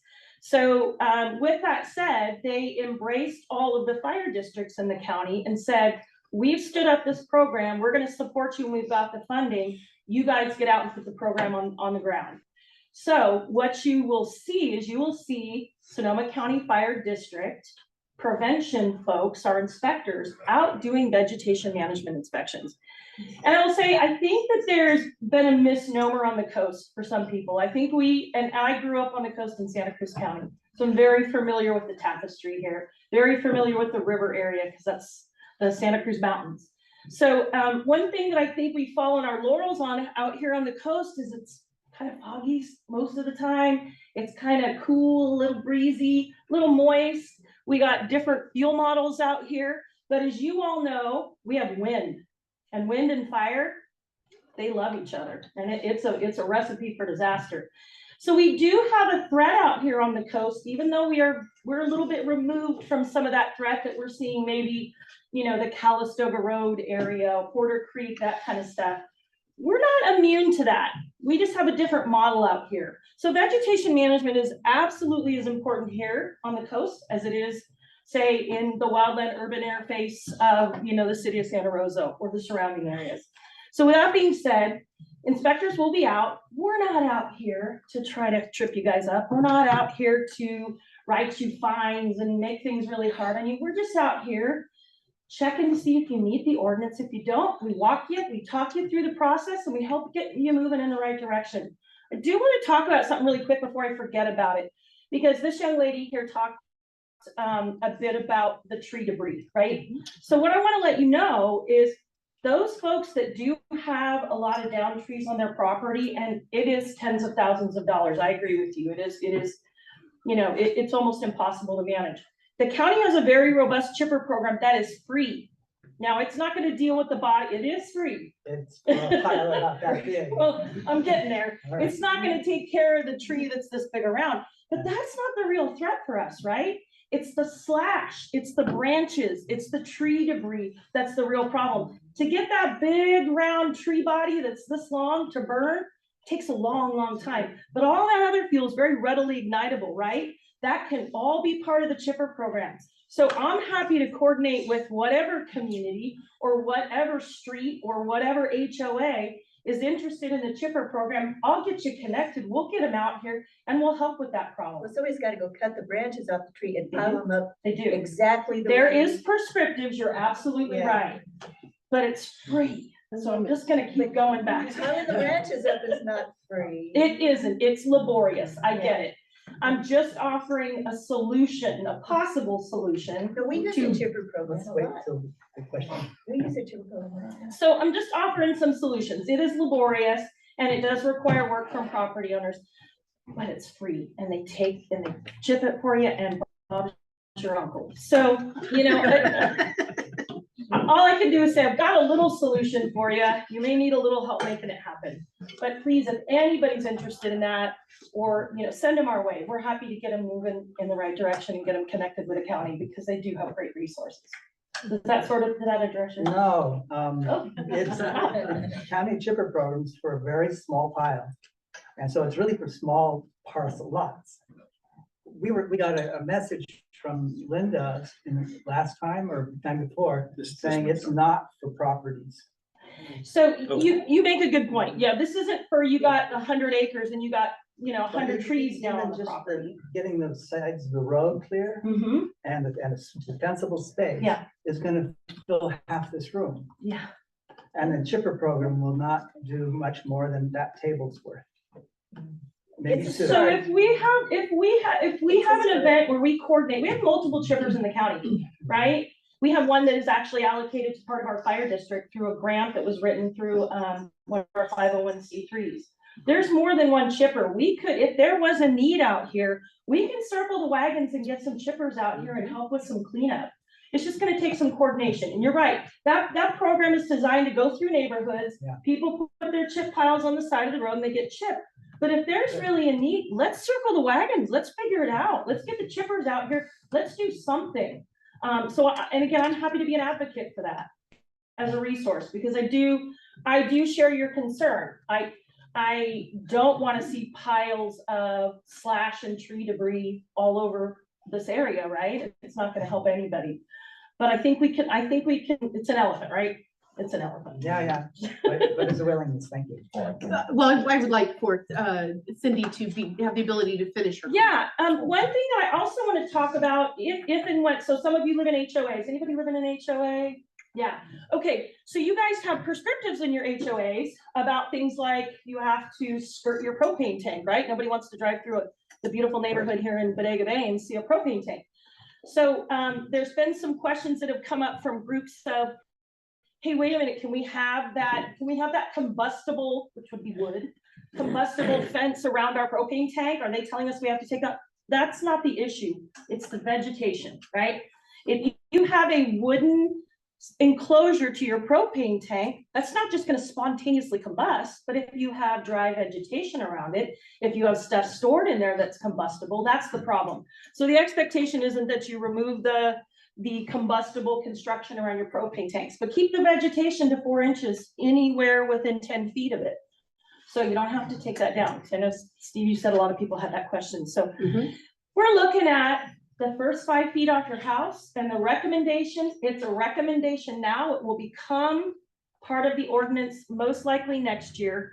But that 5 foot exclusion zone, we have found that if you create non-combustible space 5 feet off of your structure, that means no plants, No, it's gonna be hardscape, it's gonna be rock, it's gonna be DG, it's gonna be pavers, it's gonna be that. That is one of the key components to home survivability. I know it sounds crazy, but the research is out there. Yep. State law is going toward the 5-foot exclusion zone. County laws, other counties have already done it. So that first 5 feet off the house is actually some of the most important square footage to clean up and clear. I will tell you, a lot of you probably have beautiful rosemary bushes right under your kitchen window, right up against the house. Now you walk out there, clip your rosemary, barbecue some chicken, life's good. However, rosemary in particular, like some of the fuels out here, is highly combustible. Anything with an oil or an odor is going to burn, is going to be a receptive fuel bed when that ember shower comes in, right? Because it's not these walls of fire that are coming down and burning our neighborhoods down. It's ember cast. And ember cast goes miles and miles and miles, as we found out in 17, in 19, in 20. So we've had plenty of fires to teach us a lot of lessons. So I'm not reading this anywhere. I'm telling you, I watched this, I lived through it. 5 feet is huge. So, and to me, that's a reasonable ask of property owners, right? Clean that 5 feet off the house off, right? So that's one of the things we're looking at and encouraging you to do. That's not a requirement right now, but just keep in mind that it will be. Some of the other things, we're looking at that 30-foot lean and green zone. So we're making sure that you don't have bushes and contiguous tree canopy, continuous hedge lines that don't break up. We want to see you break up the continuity of your fuels. Give them a little space, right? Take those trees and skirt them up. 6 feet is the minimum. If you're on a slope, you need to go higher. Fire runs uphill, okay? And that heat vector moves up into those trees. So if we limb those up, then we keep the fire on the ground and out of the canopy. We don't want fire in the canopy. We can't fight fire in the canopy. Only the helicopters can, or the air tankers, right? And remember that our air tankers and helicopters can't typically fly at night. This season is the first season we will have aircraft that can fly at night out of the Cal Fire Air Base in Santa Rosa. This is the first year we will have a helicopter and an air tanker that can fly at night and do drops at night. We have not had that luxury ever until now. So we want fire on the ground. Fire on the ground is how we can catch it. But remember, when we're talking about high wind events that we have, particularly out here on the coast, anything over 20 to 25 miles an hour, we can't chase that. That's a fire that's going to outrun us. We have to step back and build a box. And sometimes we have to build that box bigger and bigger and bigger.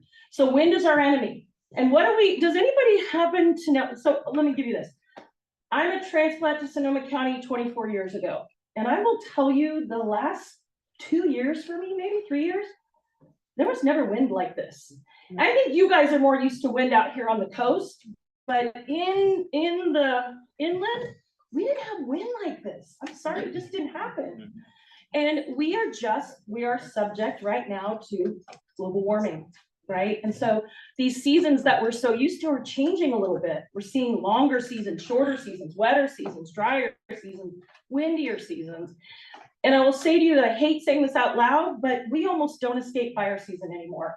When we get these atmospheric rivers or cyclone bombs or all these new terms that none of us ever heard before, we get a little breathing room, but it's a short reprieve, right? You start driving around, the grasses have already started to turn. Go inland even further, it's brown. It's still green out here a bit, but it's getting brown inside.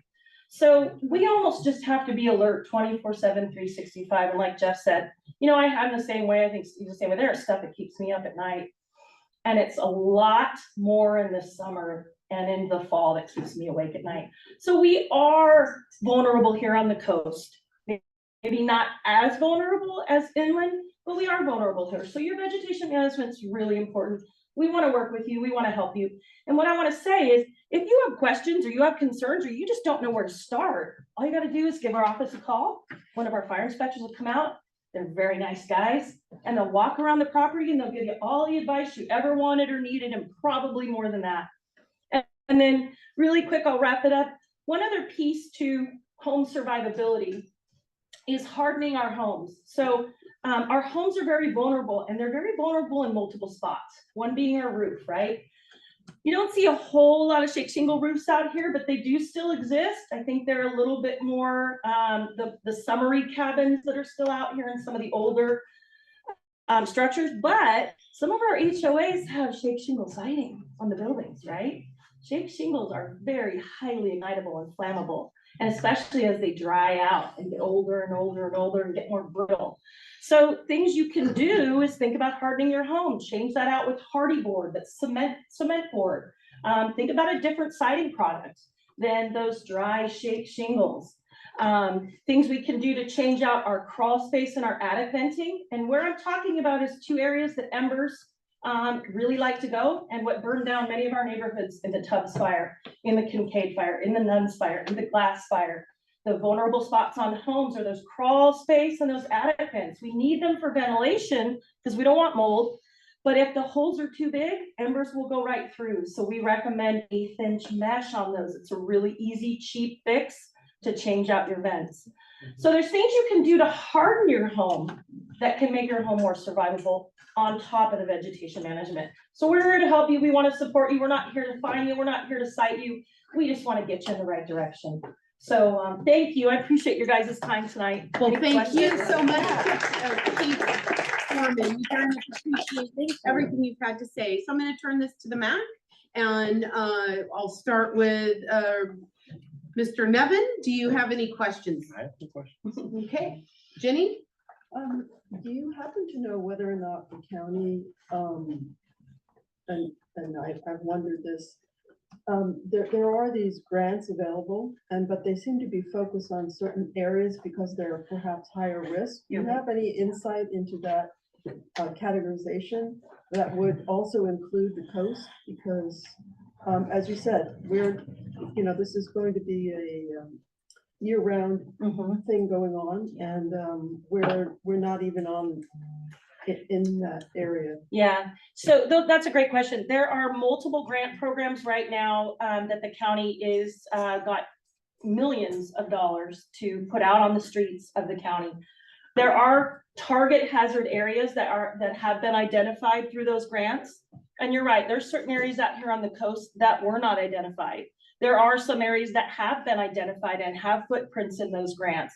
I'm happy to provide that to the MAC group so people can see where those footprints are and see, who knows, it may fall. I think there's some, you guys are Timber Cove, am I hearing that correct? Some of them. Jenny's through Del Mar. Okay. I'm Bodega Bay, and I keep Okay. a very close watch on that, Yeah. and that has not, and we are not eligible, even Right. though we have Right. real hazards of trees coming down because of the winds. Of course. They look, one of the things they do is they take a really hard look at fuel modeling, at fire behavior, at history. I realize we have a lot of catch up, but I'm just wondering is there any possible, where is that going, and when might we be included in Bodega Bay? Yeah, I can't answer that specifically, but I can say to you that there are multiple footprints around you that are being that are included in some of those grants.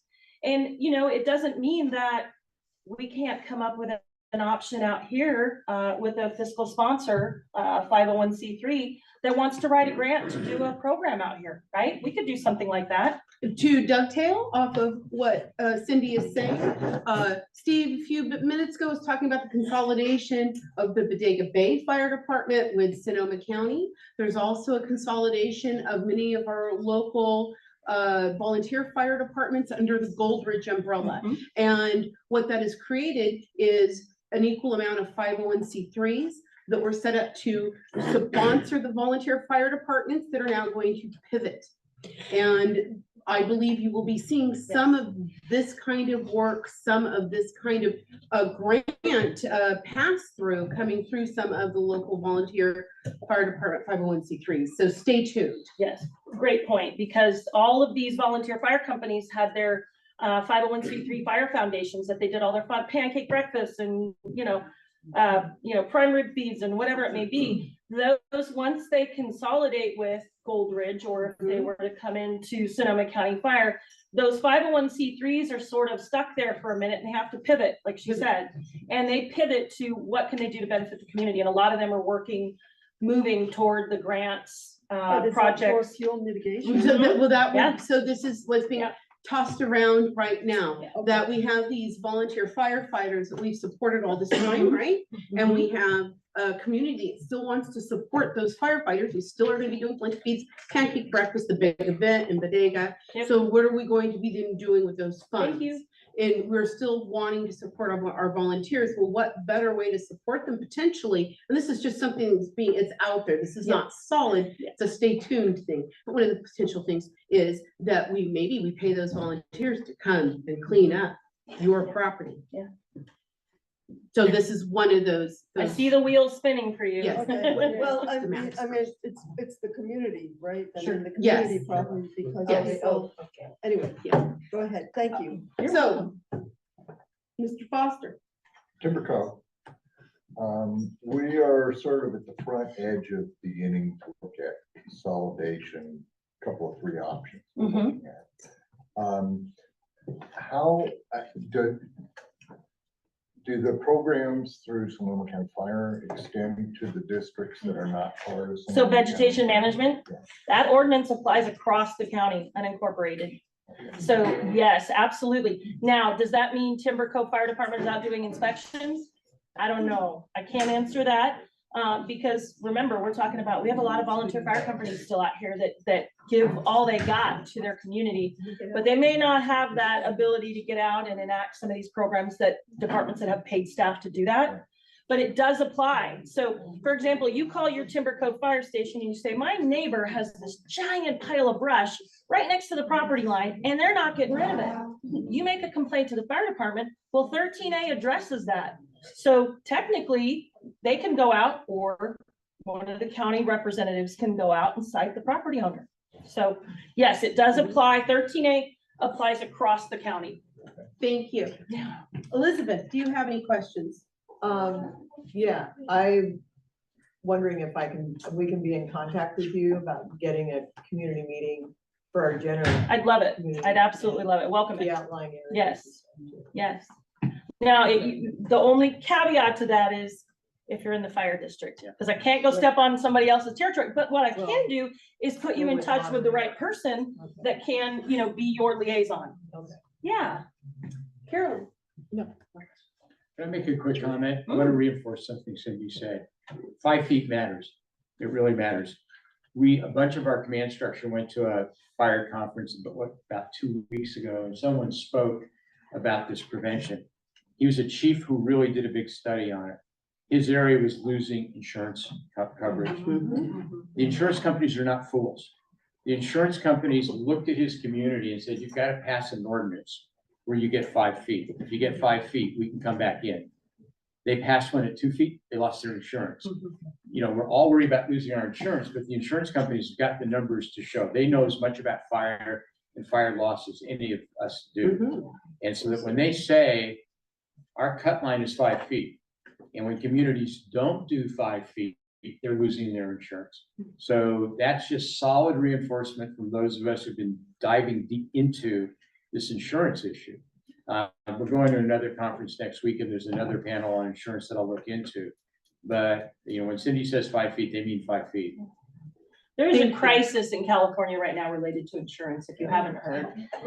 Crisis, I don't have a better word for it. And you will start to see insurance companies are notorious for having their own matrix of what you shall, not should you, could you, would you, what you shall do, and it's a pass or fail.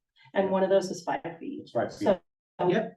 Yeah. Yeah, And we they're don't, theirs is often much more stringent than ours, or than the state's requirements. So thank you very much. Yes. Well, when you're saying 5 feet, is that for your actual home or outbuilding structures that are adjacent? to your combustible home? construction. So you have a shed, you have a pump house, you have a barn, you whatever. Everything really needs that 5 foot buffer. Yeah. All right, so Fences. we're going to open it to, The dwindling audience. Yo, yes, of course, I'm sorry. I may not be Sorry. a member of the MAC, but I No, want to jump Shane in. real has a quick. question. Oh, sorry. Well, comment real quick to the public and in response to Ginny's question about grants.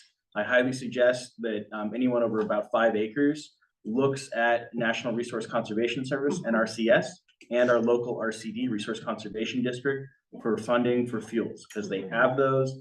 and they are actively working with our community members to address fuels.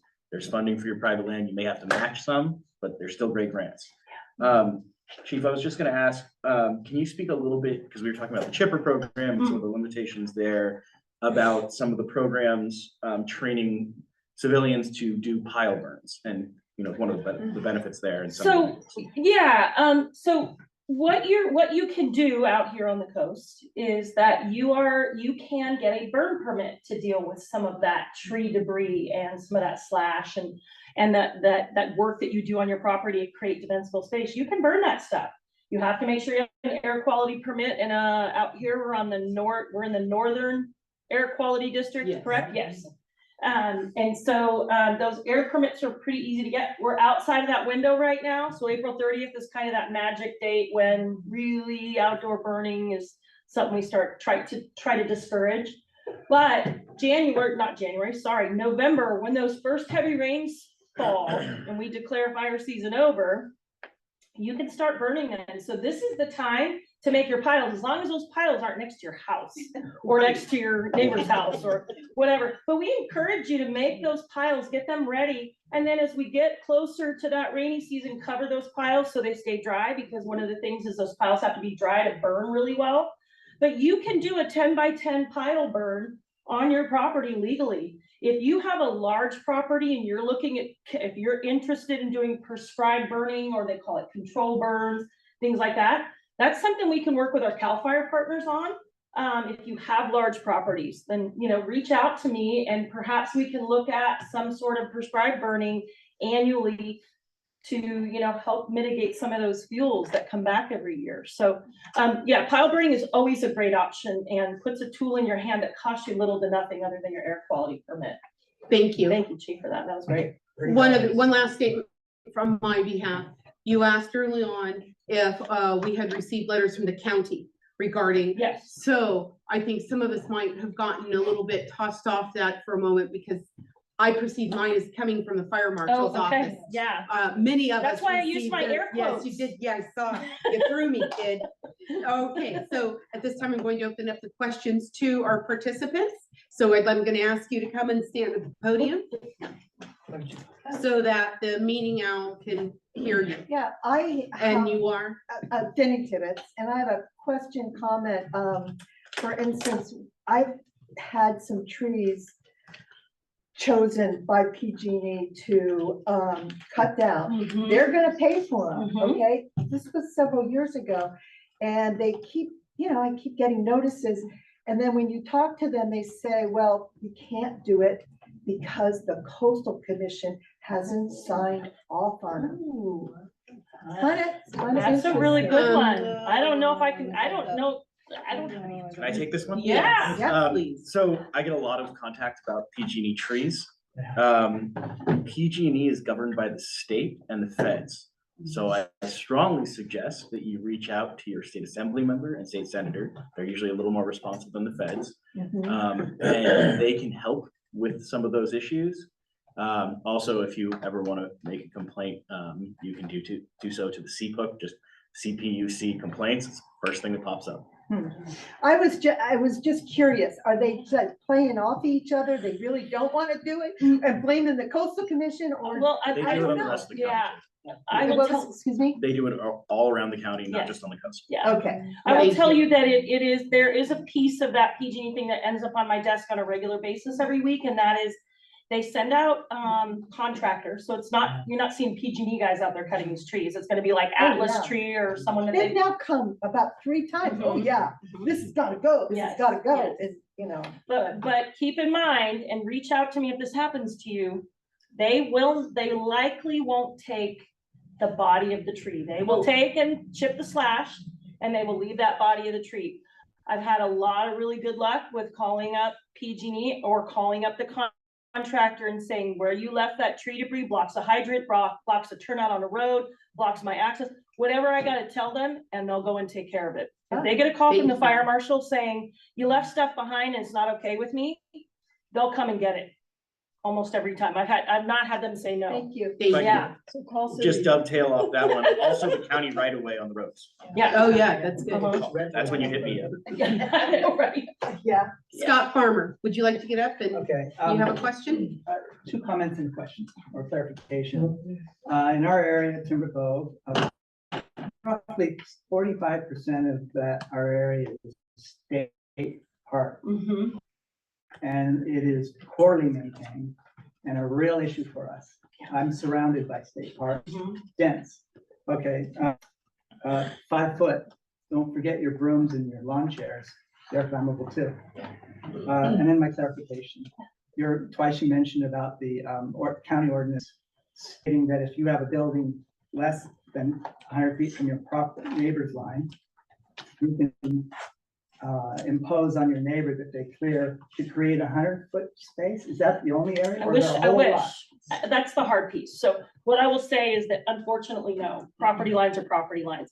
However, there is some language in 13A that talks about clearance off a property line, and I'm gonna be honest with you.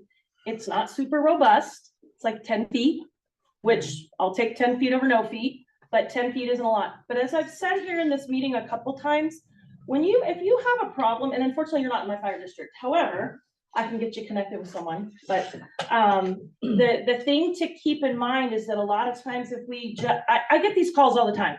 You know, my neighbor's got all this stuff on their property and you know, you guys need to get out here and deal with it. And the first question I always say is, have you talked to your neighbor? And they go, well, no, I haven't talked to my neighbor. You guys need to deal with this. This is the fire department problem. And while I want to take all your burdens, I can't. I just frankly can't. So I'll always push back and say, can you have that polite conversation of would you, can you please give me a little bit of room off the property line so that my home's a little more defendable? And I always say, if you've tried having that conversation and you and your neighbor hate each other and you know, it's the Hatfields and the McCoys, I'll send my staff out on your behalf to the neighbor to say, hey, we looked at this and boy, it'd sure be nice if you give that neighbor a little bit bigger buffer off their property line. I'm always a could you, would you, can you please? And I feel like you get places with that. But I always say, start the conversation first for us, please. And if you're not getting anywhere and you still have real concerns about it, we'll come out and do what we can. So you're entitled to the 10 feet. Off their property, off the property line. And now keep in mind, you've got state park. So state park is a whole nother animal, right? I will tell you that, you know, some of the challenges I've had with state park, we lost Bennett Ridge in the Nuns fire in 2017, and that backs right up to Annandale, which is state park. There is this massive swath of dead pines in there, and I keep saying, when are you guys going to cut those down? And they say, well, it's habitat. You can't cut it down.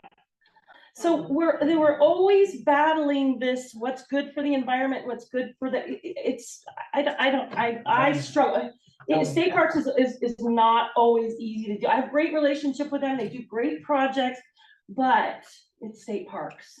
And I'm just. But we do have great neighbors and we're all in tune. Good, good. Thank you so much. Any other questions in the audience, the live audience here for Cindy? Are there any questions online? Thank you. Sorry, I cleared the room, you guys. Thank you so very much. Thank you so much. Appreciate it. All right, so we're going to move on to agenda item number 10, consideration of changing meeting time. Meeting start time to 6 p.m. Last meeting, Tony Anello, one of our founding fishing families, has asked that we change our start time to 6 p.m. because many of the fishermen cannot make it, and they would very much like to be able to make the meetings. And they could do it if they started later. So I'm going to start with our MAC on this, and I'm going to start with our newbie, Representative Nevin. It's okay with me because I work. So I had to take off work early today to attend the meeting. So moving it a half an hour would help me. Jenny? I have no objection to starting later. I prefer the earlier, but I have no objection to starting later. Scott? Whatever the community needs, I'm up for it. Okay. Elizabeth? I'm fine. I mean, I just sit around longer after work, so I just. Okay. And Karen? It's fine. Okay. Yes. So I would like to give some historical context to this. Is when I started with chair, we actually met a little bit earlier. So one of the reasons that we did so is because as we start getting into the summer and we start going further and further up the coast, and obviously our northern folks are coming down in the winter, that's a lot of driving in the dark, and especially when it gets to some hairier storms. Yeah. So it is a concern to move it to a little bit later, just because of timing for our MAC members that are driving a great distance, or community members that are driving a great distance. So I just put that out to be considered. Thank you very much. Yes. Is there any reason we couldn't make it seasonal with the time change or something? Yeah. No, That's I'd be what I was cool with gonna that. propose. Is there some, we could do it some of the year earlier, some of the year later? Well, and that's actually an excellent suggestion, one that I had supposed myself. During the summer or the fishing season, the active fishing season, move it to 6 p.m. And then in winter, pull it back to 5:30. So no, it would be November, January, March, 5:30, then May, July, and September, 6 p.m. Can you do it with the equinox? Can you just do it with like? Well, our meetings don't match the equinox. Unfortunately. Right, no, I get what you're saying, but the equinox is June and December, and we meet November and January. Or November and May. I was thinking fall, not because of the fall and spring, fall and spring. Right, Well, yeah, and so like July will likely be somewhere on the north coast. right, And so what used to happen historically is, like, July would be Jenner, September would be up in Timber, and then we go up to Sea Ranch for the following, and then we start dropping back down and kind of rotate up. good. COVID threw the whole thing off, and now we have hybrid meetings, so it's all, there's a lot of flux on the hybrid meetings. All right, so. Sorry.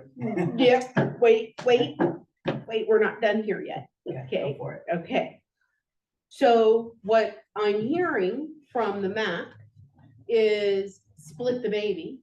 Half the year, when it's the darker weather, it's going to be a 5:30 start. When it's lighter, it's the warmer, more fishing season, it'll be a 6 p.m. start. Am I accurate on that? Is that enough of a swing? Is that enough of a change? I mean, should it be, 5 and 6 or 5:30 and 6:30? 5 and 6? Is that when you started back in the day, Jay? Was it 5? We used to try and aim for 4:30 or 5, but It's always 5:30. We were Wednesday, we changed to Thursday. I thought we started earlier. Does that help the fishing community? to do That, Tony and Ello said that half an hour makes a very big difference for them. But to split it, seasonally. So their season is going to be when it's lighter out. Okay. All right, so the public. Yes, Scott, All you have, stand up. All right, sorry for this. To build on Jay's comment. When we established this, it would rotate from area to area each month. And that built cohesion between, we learned about our neighbors' communities. We even had local presentations about the community. And then COVID came. Now we're back, and it seems that this is sort of codifying Bodega Bay is where we're gonna have our meetings. This is the 4th or 5th time in a row it's been in Bodega Bay. So this is a completely separate subject matter. But it's related. We're only talking about the time the meeting So the reason starts. you're talking about the time Mhm. is because of a Bodega Bay issue. No, actually, Tony, it's not just a Bodega Bay issue. Are there not fishing operations further north? Point Arena. Oh, No, but there are people trying to drive it. Everyone that fishes commercially comes here, come up there. okay. Anyway, my concern is that, and maybe it's not a concern, but I want to bring it up, is that Bodega Bay seems to have become the community central for meetings of the MAC. And that leaves the north, very hard drive, sort of out, and not for us, but for the people up there. that would come to the meetings. Sea Ranch has never had a meeting, Not this year, Sea Ranch had meetings before.